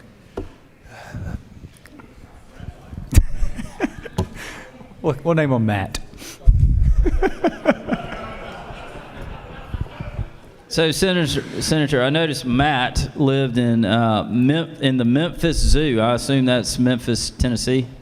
That is correct. And then you're also referencing something that happened in Omaha in the Henry Dorley Zoo and Aquarium. Senator, why are you bringing this bill for Georgia when you're referencing other states? Well, I don't believe there's walls that separate these states, and what can happen there can happen here. The senator from the 32nd brought up a good point in your committee, I believe, of potential for somebody deciding to fish at the Georgia Aquarium, and we would not want that to occur. All right, Senator. Well, one serious question, sort of. I was looking through your bill, and there's when does the bill take effect? I don't see an effective date on here. Upon the governor's signature in the absence of any other language. And Matt knows that? How will the animals know that this is effective? The animal would never know, but the leaders at Zoo Atlanta and Georgia Aquarium, and many other places around the state, should be well aware. All right, I'm done with you. Yeah, this subject matter's not going anywhere real quick. But go on, come bring us home, Senator from the 50th. Thank you, Mr. President. Does the senator yield? I do. I've got 3 amendments on my desk right now. My understanding is that you're likely opposed to number 1. That is correct. And then I've got number 2 and number 3. And if my memory serves me, you stated that you would be for the original couple lines on Amendment 2, but not the rest, which I think the part on number 2 that you're in favor of is actually reflected in number 3. I have not gotten a copy of that amendment. Well, let's just say that the language that I believe you're in favor of is on number 3. could I just get you, for clarification, to go on record to say that you are against the Second Amendment? I am against the Second Amendment and all four. Thank you.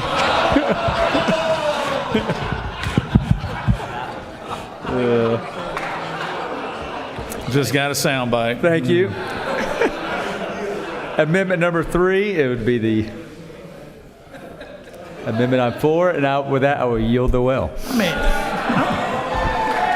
One more. You're not going anywhere.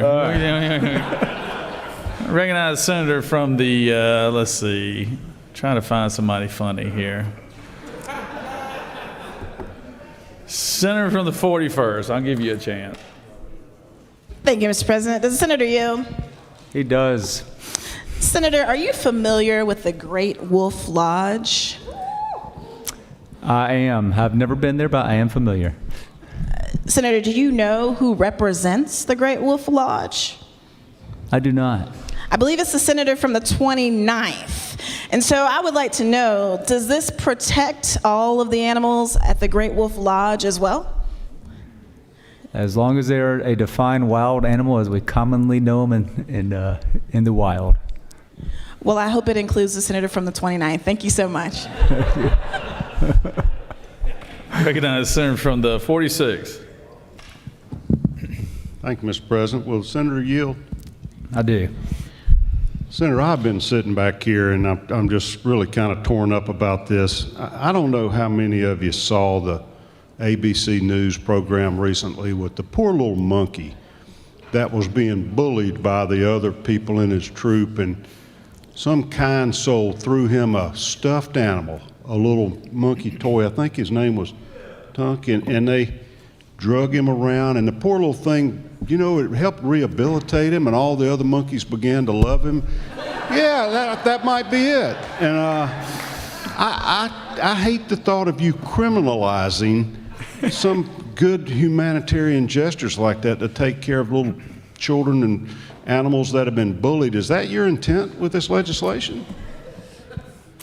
No, distinguished senator from the 46th, that is not my intent. In that particular case, that you saw that was a zoologist who gave him a comfort animal, a service animal, if you will, even if it wasn't a real service animal.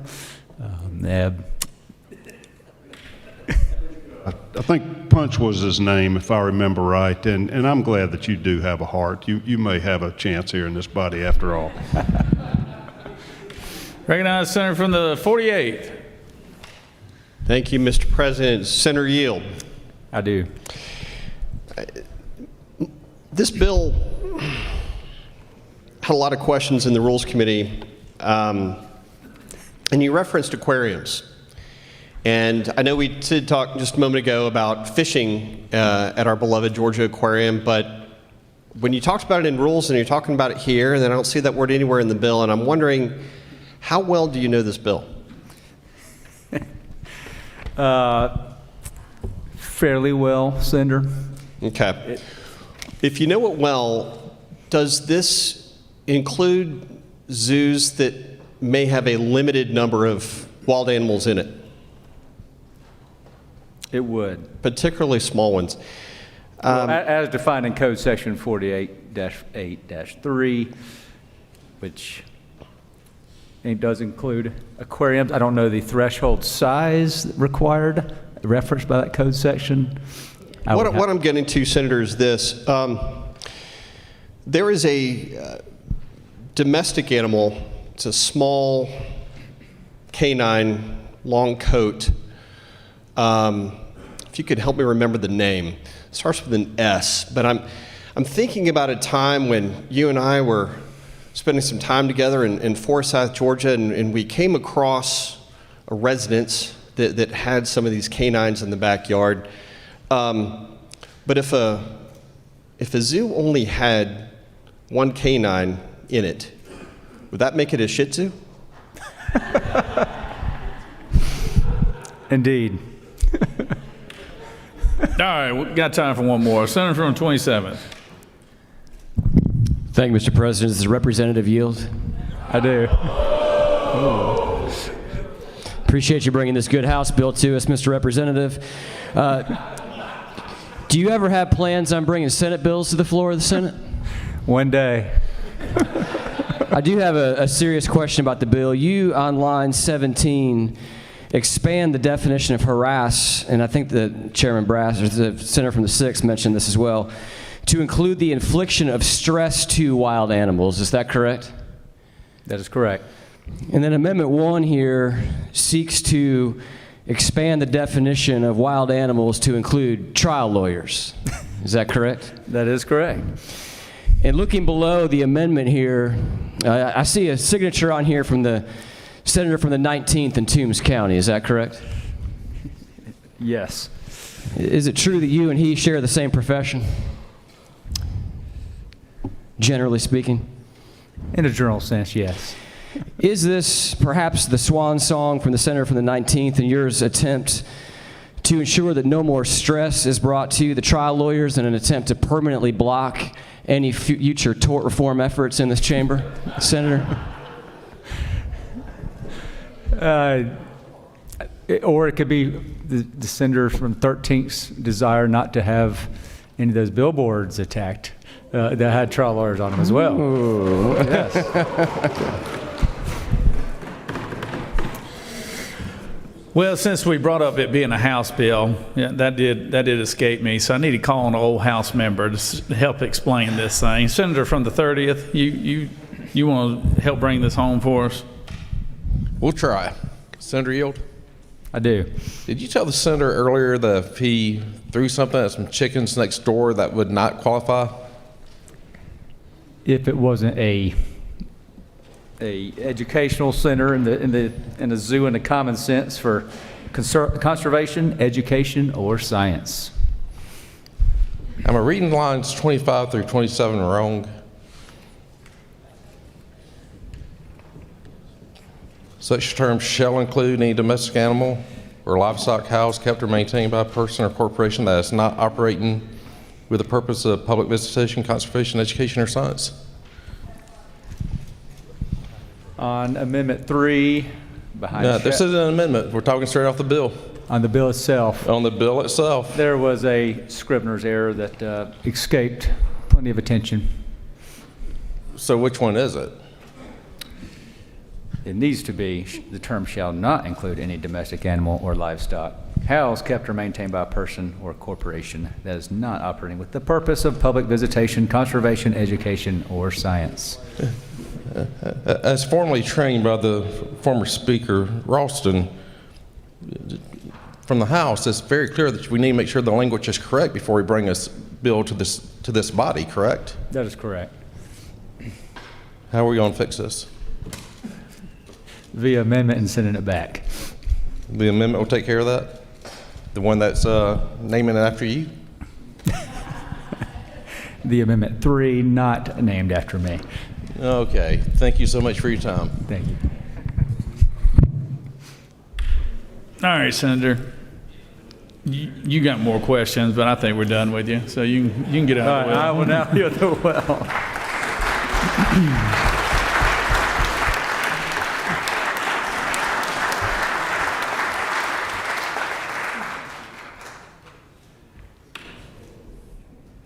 All right. Good job, Senator. We're gonna take up the amendments. Oh, I'm sorry. Go ahead and read. I'm sorry, Mr. Secretary, read amendment number 3. Mr. President, Senators McNeil of the 18th and others offers the following amendment to House Bill 1196. Amendment number 3, by adding the word not between shall and include on line 25. Mr. President, that completes the order.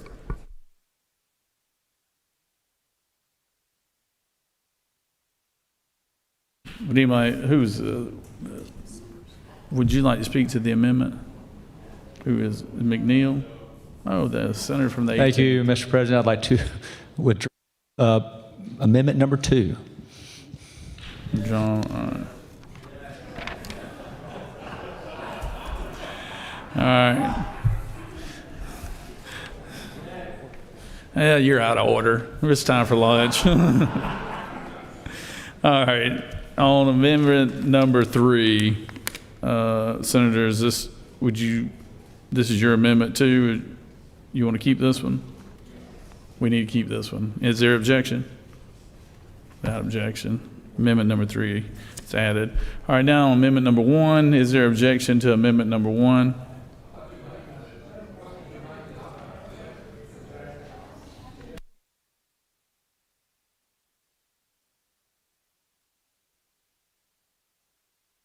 Senator from the 13th, what purpose you rise?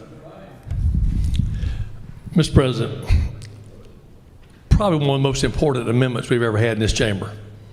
Amendment number 1. It's very profound. It states everything perfectly. The only thing I left out was the word "in cages."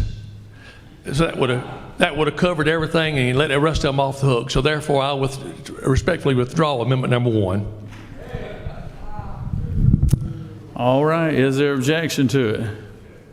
Objection, amendment number 1 is withdrawn. All right, so we're in the posture to vote on this thing. Congratulations, Senator from the 18th. I'm glad you worked so hard to make it, get this House bill across the finish line. Congratulations. He's not there, right? You're right. We still got to vote on this thing, don't we?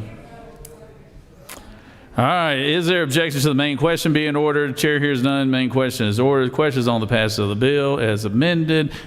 Senator, you actually bring up a good point. Should we just table this thing? Be done with it?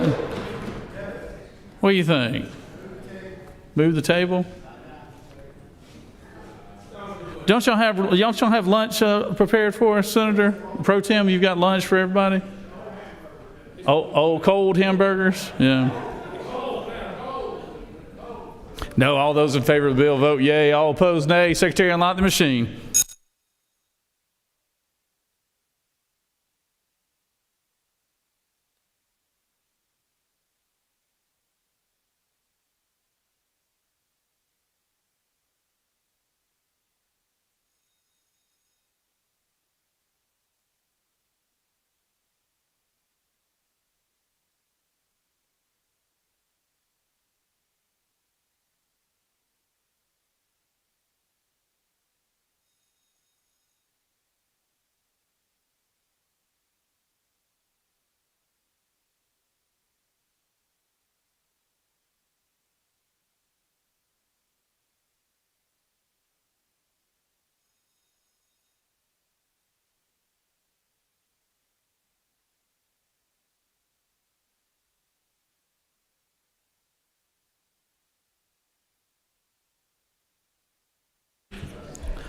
On the passage of the bill, the yeas are 50 and the nays are 2. This bill, having received the requisite constitutional majority, is therefore passed as amended.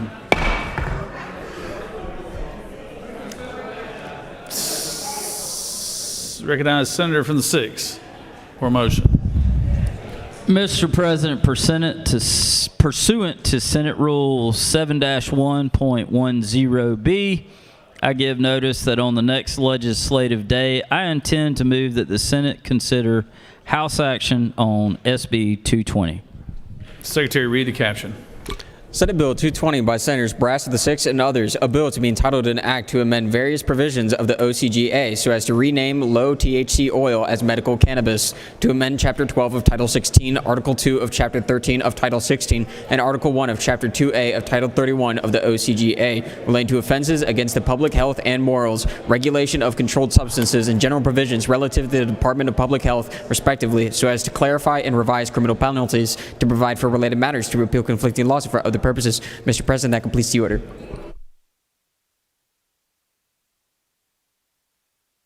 Thank you for the notice there, Senator. Recognize the majority leader for a motion. Mr. President, I move that the Senate stand adjourned pursuant to H.R. 998 till 10 a.m. Wednesday, March 18th. Secretary, read the announcement. The Rules Committee will meet upon adjournment in room 450 of the Capitol. The Public Safety Committee will meet at 2 p.m. in room 450 of the Capitol. The State Institutions and Property Committee will meet in room 125 of the Capitol at 2 p.m. The Health and Human Services Committee will meet in room 450 of the Capitol at 3 p.m. The Finance Committee will meet in room Mezzanine 1 at 4 p.m. The Judiciary Committee will meet in room 307 of the CLOB at 5 p.m. Mr. President, that completes the order. Any other senators have any announcements? Senator from the 33rd, are you got your light on? You just daydreaming over there? I take it he's daydreaming. Any other announcements? All right. Majority Leader has moved that the Senate stand adjourned until tomorrow morning at 10 a.m., Wednesday morning at 10 a.m., Wednesday morning at 10 a.m., March 18th. All those in favor of the motion signify by saying aye. All those opposed, no. The ayes clearly have it. We're adjourned.